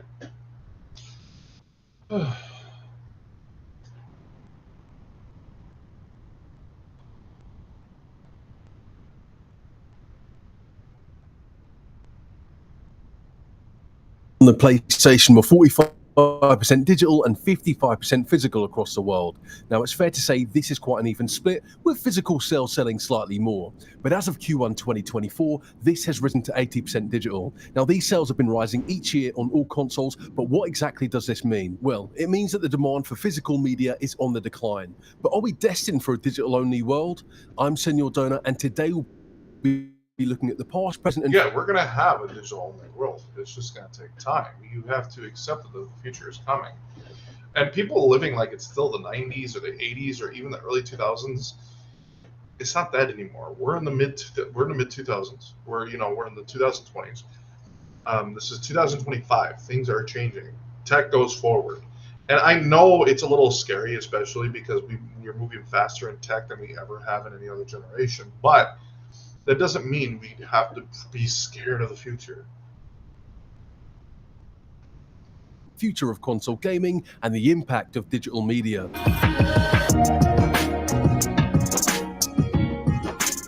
It's the 10th of September 2024. I'm at work and get a notification on my phone that Sony have revealed the PS5 Pro. I'd been waiting for this news all year and was excited to check it out. A minute later, I was massively disappointed as Sony had decided to remove the disk drive. This meant that my collection and this piece of hardware were incompatible, but this meant much more. It was then that I realized that console gaming was heading in one direction. The new Xbox Series S had gone digital, and the PlayStation was following suit. Let's first take a look into the past. They do have a new Series X that is all digital. But if you've been paying attention, most Xbox players play Game Pass. That's the majority where we get our games. We do buy games. We still buy games. When we can't get it on Game Pass, we'll buy the game. But for the majority of the game, like if there's a game we really want to play, we'll buy it. And what the console gaming market used to look like in the late 90s and early 2000s. More specifically, the sixth generation of consoles. The sixth generation of consoles kicked off with the Dreamcast in 1998, followed by the PS2, GameCube, and the original Xbox. Back then, the only way to purchase games was to buy a physical copy, and this would most likely mean a visit to your local game store, supermarket, or pretty much any type of general store. You see, back in the early 2000s, it was common for shops to have a gaming section, even if it was a small one. It was also on the sixth generation that really introduced online gaming to the console player base. On November 12, 2002, Microsoft launched Xbox Live. This was an online subscription. Xbox Live was the first one to have online gaming. And I know people were like, oh no, PlayStation. Like, there's people who try to dog on Xbox. They do it all the time. But they don't realize that everything you take for granted in a modern console, Xbox innovated. The hard drive, Xbox. Online, Xbox. Do we have to go any further? Like, it's plain to see. Subscription service that let users play with others around the world, as well as download new content on their hard drive. After 2 months of Xbox Live launching, over 250,000 people had subscribed. Now, this early version of Xbox was new levels, in other words, DLC. You still needed the physical disc to play any game during this generation of consoles, but gamers had now been introduced to digital stores to expand their games even further. It's also worthy to note that the version of a game you purchased, it was final. If it had bugs or performance issues, it was going to stay that way because there was no day one patches back then. The seventh generation of consoles were far more uniformed with their approach to digital storefronts. All consoles had access to an Ethernet or Wi-Fi connection, with some of these requiring an adapter, but this was now a standard. These consoles consist of the PS3, 360, as well as the Nintendo Wii. All three of these now sold full games as opposed to just demos and DLC, but these were mostly games from earlier generations of consoles and not AAA new releases. Apps for What are you talking about? There's new games in the game store. digital media could also be downloaded like Netflix, Hulu, and Zune. Although these consoles allowed you to watch DVDs and Blu-ray media, digital streaming platforms are on the rise and very popular. Now, the 6th and 7th generation of consoles set the foundations for digital gaming, but they weren't quite there yet. They were truly the last gen of consoles where physical games are required. So let's go ahead and fast forward into the modern age. That generation, physical games were not required. I don't know where this guy gets his ideas from. That's a bad take. I'm sorry, I'm going to call you out on bad takes. If you give us a bad take, I'm going to call you out on a bad take. And I'm going to clip it. In 2024, you're now able to purchase all of your games digitally on all platforms. AA and lower budget game studios release their titles exclusively on digital storefronts. And as a game reviewer, a large majority of the games that I've looked at are digital only, but this is quite common for indie games and understandable due to their much smaller budgets. But some larger game studios that could be considered AAA have opted for digital only releases. Alan Wake 2, Hellblade 2, Baldur's Gate 3, Like a Dragon Gaiden, and hell, even Hi-Fi Rush, these are some examples that could only be purchased digitally at launch. Some studios release their games digitally first, and then release a physical copy at a later date. Now, these physical copies will typically be a collector's edition and set you back a few more dollars. Another popular method is by using a third-party distributor.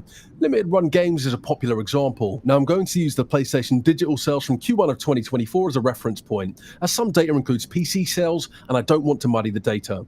You can see here that 80% of sales were digital, and over the last few years, their percentage has hovered around the low 60s.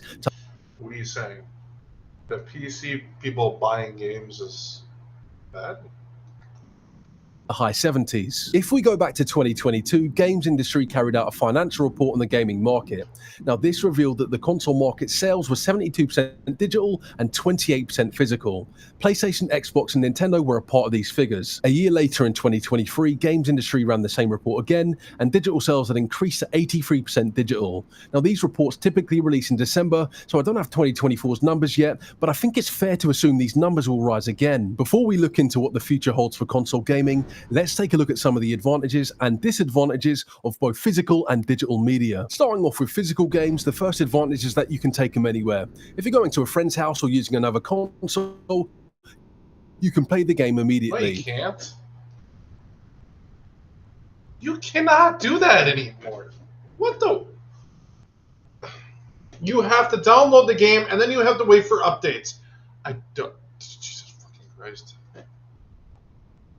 You can also sell your copy and recoup some of the money you paid for it. You can build a physical collection, and there's no need to worry about internet connections unless, of course, you'll get one. This are completely subjective. Prices can vary as you can purchase used copies and can potentially get deals.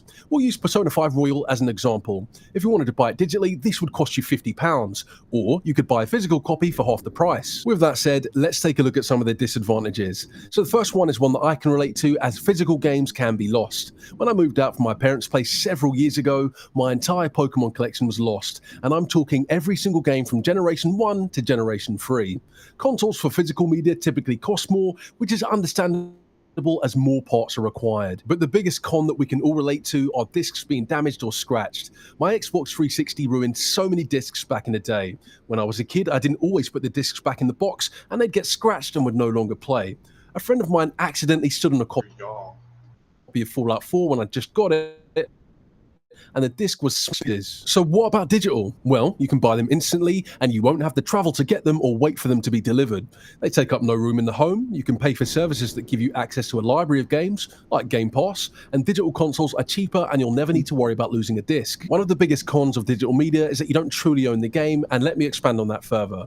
Now, some will argue that you only own the license to play the game. 1 second. I gotta fix some things. Okay, testing. Holy shit, that's the fastest we've actually been able to switch it back. Yay. Whether it's physical or digital is true. But if you have a physical version, you have a permanent physical license in the form of that disc. It's if just the game a disc. It's literally just a CD key. is ever delisted from a digital storefront, you can't play it anymore to resell your games. It's slightly harder to share them. If they but remove it from the store, it's still in your. Oh.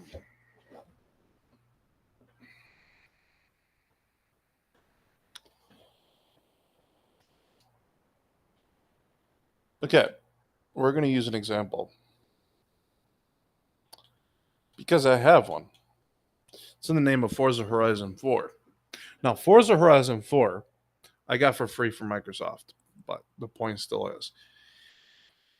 They gave me the game because they were going to take it off the Game Pass and they were also going to remove it from the store. Now, I could still play that game even though it doesn't exist in the Microsoft store. I'm looking right at it. I can download this and I can play it. So that point is completely mute.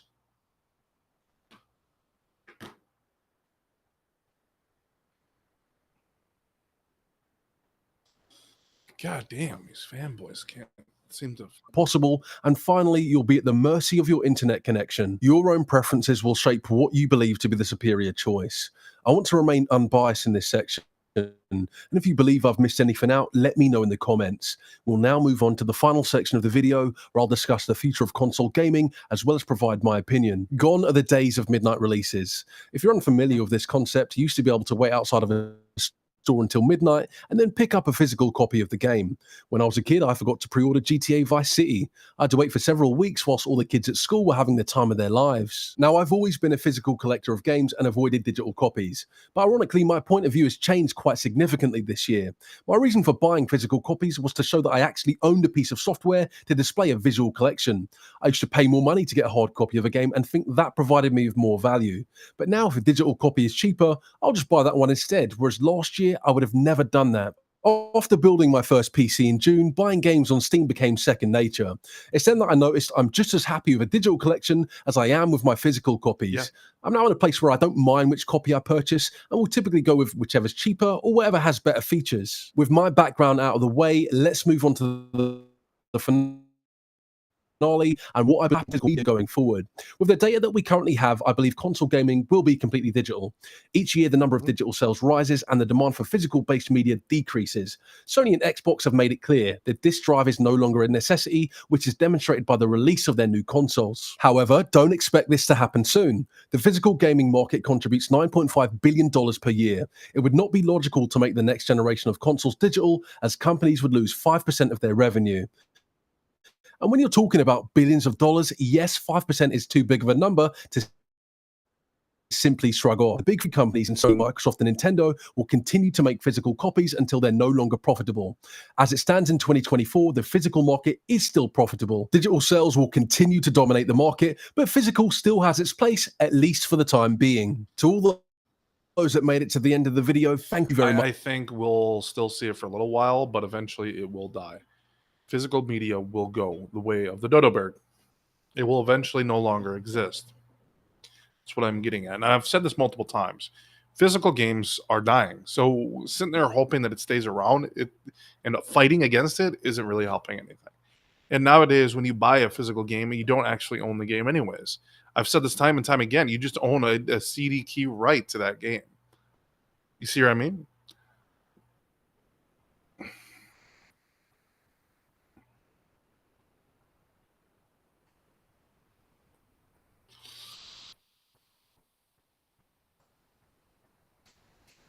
All right.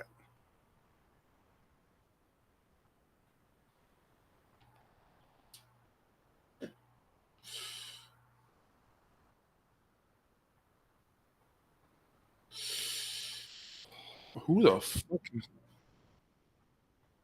Okay, we're going to be watching a smaller content creator, guys. Another one. This one's only got 74 views. I kind of feel bad for him, but we're going to give him a view. So go check this guy out. Jimmy Vegas Plus, if anyone knows who he is. Yeah, go check him out. Let's watch.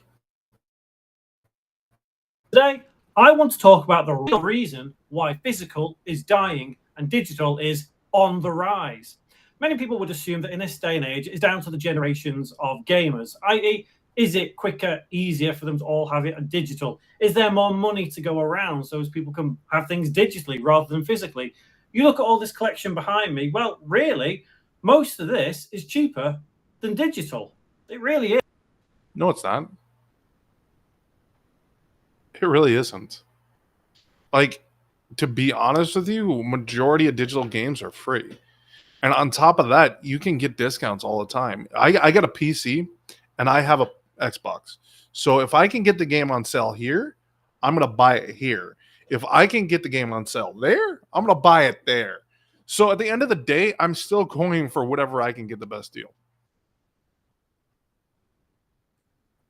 Is. However, there are times when you can get cheaper on, for example, the Microsoft Store, Steam, PlayStation Store, wherever. It can happen.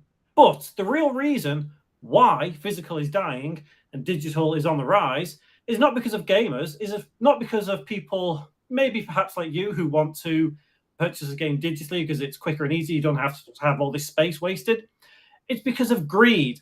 It is sheer greed. That is the reason why physical is dying.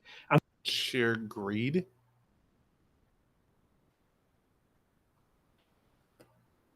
Yeah. Well, the games are costing more, but we're getting less physical. So at the end of the day, I don't know how that's more greed when you got things like Game Pass. And this is not any more apparent than what Sony is doing. The PS5 Pro come out without a disk drive. The disk drives themselves are in short supply. Go figure. But that's not greed, is it? No, it's not. You'll be saying, Jimmy, well, where's the greed in that? Well, I'll tell you, the greed is that 30% cut that they take on the store. Yes, Sony does it. Yes, Microsoft does it. Yes, Nintendo does it. Yes, Steam does it. Valve, I should say, not Steam. Steam's the store, Valve's the company. Anyway, I'm going on there. Look, the fact of the matter is that let's take Sony as the example here. If you buy a game, let's say Yakuza. What is greedy about that console isn't the fact that the disc is sold separately. That has nothing to do with it, because I'm going to be honest with you. If I really cared about PlayStation and I thought they were a good company, I would spend $500 on a console very easily, and it doesn't need a disc drive. That doesn't bother me. What it is what they put the fucking price tag of that fucking thing. And for that price, it should have been a lot better than it is. And it's not even close. And they sold you the fucking disc drive and the stand separately. You had to pay a total of almost $1,000 just for a fucking video game console. It's outrageous. Like a Dragon 8 on the store. Sony gets 30% of that. Let's say you buy Like a Dragon from your local second-hand market. Sony gets nothing. Now, we all know it has been about the physical games being second-hand. We know that's been a problem. Microsoft were the first to kind of, do their thing and say, oh, no, we're not going to do second-hand games. And there was a massive backlash. I think there's always going to be a massive backlash when it comes to second-hand games because they are cheaper. There's no doubt about it. They're cheaper. Yes, that is something that will end up dying with it, and I can see where that could end up being a problem. But at the end of the day, like if you're collecting, you're collecting. You're not going to go sell your game unless you've got doubles. Even you back here, I can tell you've got 2 copies of one game sitting back here. I don't know about you. Okay, you pay. You guys see this back here? He's got 2 copies of one game, so he's got 2 of one game back here. So that tells me you don't sell your games. So explain me here how that works.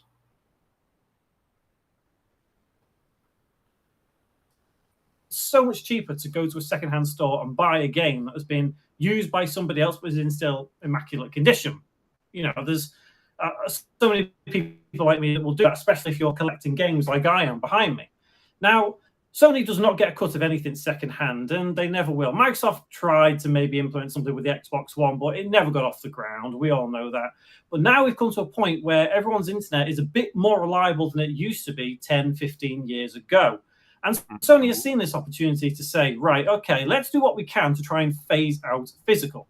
And with the recent announcement of the PlayStation 5 being discounted, only the digital one being discounted, it's in Sony's best interest to get you on that digital marketplace so they can take 30% of every single game sold. You think about it. Let's say there are 10 million copies of Grand Theft Auto 5 sold. I know it's not 10 million copies of Grand. I know it's more. I'm going to say Grand Theft Auto 5 because it triggers the algorithm if I say Grand Theft Auto 5, stuff like that. 10 million copies of Grand Theft Auto 5 sold. Sony gets 30% of that. However, in actual fact, maybe 15 million copies. So 10 million sold, Sony gets 30%. 15 million people have actually bought the game because 5 million people have bought it second when 5 million people decide they don't want it anymore and sold it on. And then it gets sold on and on. So over time, you could see 20 million games sold of Grand Theft Auto 5. Not really. Sony have only got 30%. Because you're still going to count the original purchase. That's how a business runs. Of 10 million. That is where the greed happens. Sony wants your money. They're happy with just taking 30% of the initial sales. They want more money. They want all the money. They want all the money that they can get. They want the 30% of the 20 million. So they're doing everything in their power to take you away from physical, to take me away from physical. They want everything to be digital because they want that 30%. And it's not just Sony. I've used Sony as the example here simply because they've decided to offer the PlayStation 5 Slim a discount up until Christmas Eve. And okay, yeah, fair enough. They haven't offered the actual disk drive, though. Like, why Sony? It's so apparent now more than ever that Sony is in this for greed. You can argue that physical games take up more space, they cost more to make, blah, blah, blah, blah, blah. But you know what? No. Here's an idea, Sony. Stop taking 30%. Take 10% so we can have a 20% reduction on the prices on the store. You'll probably make just as much money because you'll get people like me more willing to buy a digital game because it's cheaper. It's cheaper than it would be for physical. Look, okay, some games, I'm going to use Atelier as an example. If you've never heard of Atelier, they are quite rare games to get hold of. Some of them can be upwards of, $60, $70 secondhand. But if you go on the store, you can probably find it for $50. So, you're better off buying digital in that case. But that's not always the case. And yes, I know I've ripped into Sony here, but Microsoft is the same. Nintendo is the same. I'm not exactly sure what percentages, these companies. Okay, so first off, Microsoft is not the same when it comes to this because they do offer Game Pass, which is a good deal. It's only $20 a month. Companies take of the sales on the digital storefronts. I can't say for sure, but I know for sure that Sony is 30, and that's quite a lot. But realistically, that's industry standard these days. You can't be talking about taking 5% and even 10%. Let's be fair. Some of these platform holders need this money to actually run these servers that hold the game. So there is justification to taking a certain percentage. But Sony is not happy with that. They're not happy. So what Sony would like is to take every physical game away, and no one has physical. It's all digital. Because in their eyes, they're making a lot. As long as physical games are still making money, they'll still pop them out. And when the moment is that they stop making money and people stop buying them, is when they'll cut them out. If they start losing money with it, they'll start cutting it. More money. But what they don't realize is people like me, well, I'm almost 40, who will stop and say, okay, I don't need to buy these games anymore. There is plenty of games that have come out up until the year 2025, whatever, that I can play. There are literally tens, probably. Here's the same fucking argument. But, okay. Discs deteriorate. So do motherboards. So do the boards in the cartridge games. The point I'm getting at is it all eventually will die. So unless you've got an emulator on a PC, that game will no longer exist, and you will no longer be able to play it at some point because either A, the disc will deteriorate, or the board will short circuit. One of the two. And then the console itself, its board will eventually deteriorate and have the same problem. That's how tech works. actually hundreds of thousands of games that I could play if I wanted to, that are physical, that I could find somewhere, or digital somewhere like on itch.io, or some of these lower class games that you get on Steam. But either way, the real reason why all these companies are pushing digital is because of greed. It's not because of gamers. It's not happening because of gamers. You just look on any news website, you'll see so many people overwhelmingly saying that I don't want to go digital. Yes, you will get the adapters, the adopters, I should say, not adapters. Adapters are what you plug into stuff. Adopters who will say, yeah, digital forever. I love digital. And that's no disrespect to them. Good for you. I respect that, because that is looking forward. That's good. Stop saying in the past. You're moving forward. That's great. However, you are not the reason why digital is now prevailing. It is the companies and their greed.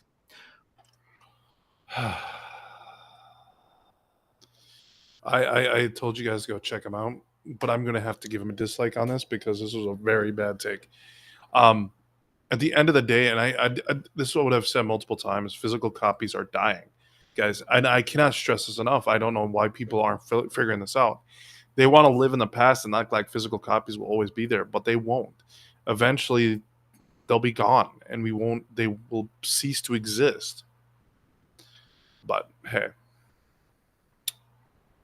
that's just what they want to do. They want to keep doing what they're doing and bitch about fucking something that doesn't make any sense.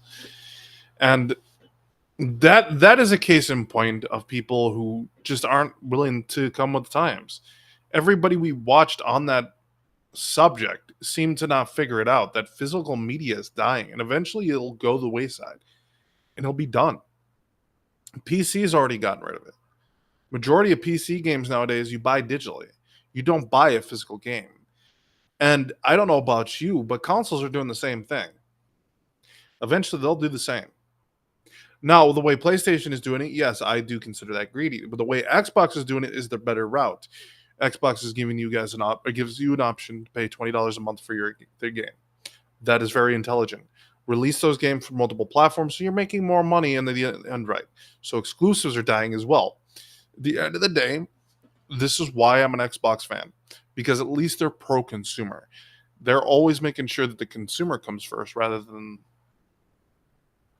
their pocketbook. Which, yeah, they're always going to put their pocketbook first, but they're going to try to sit there and go, well, how can we make money and make the customers happy at the same time? And that's what they're usually going to take. And Game Pass has been that it's their cash cow right now. The damn thing is making them. We went over the price tag. It was like $35 billion a month. It's insane. So, like, and that's what I'm getting at. If they're making $35 billion on fucking Game Pass, they can afford to pop out a new game every year. So, at the end of the day, they're still making a profit, and you don't have to cough out $70 a game every time a new game comes out.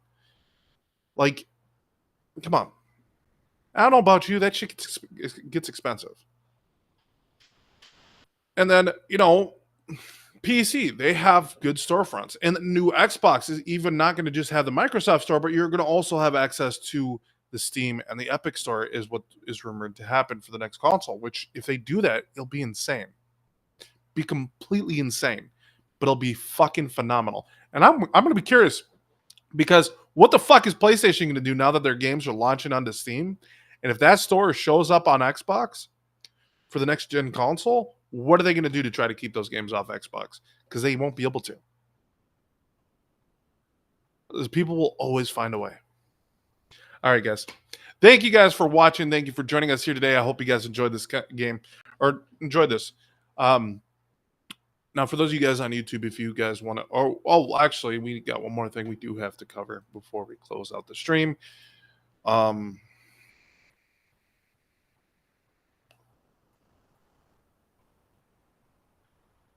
second.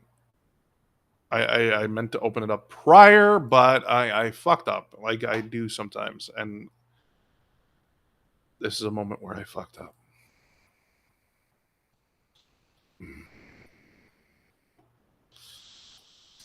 And factor 75, I do apologize for that fuck up. Okay, so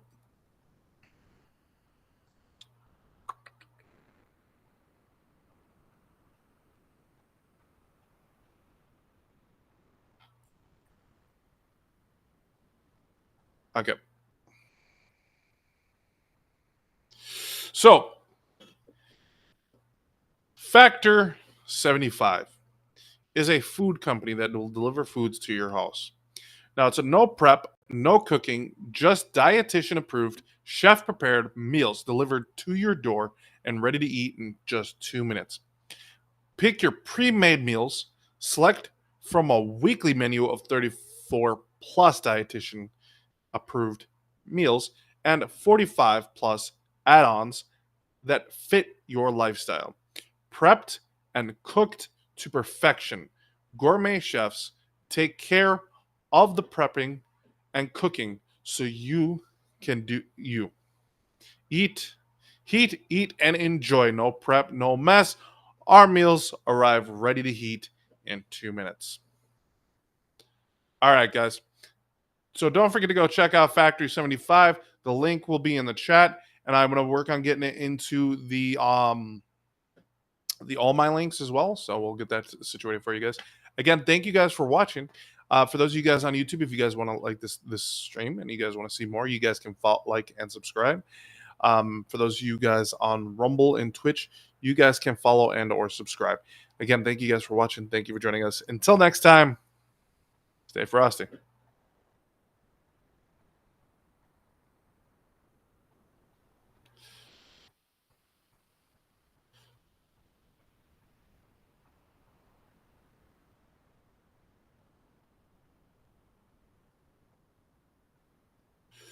Okay.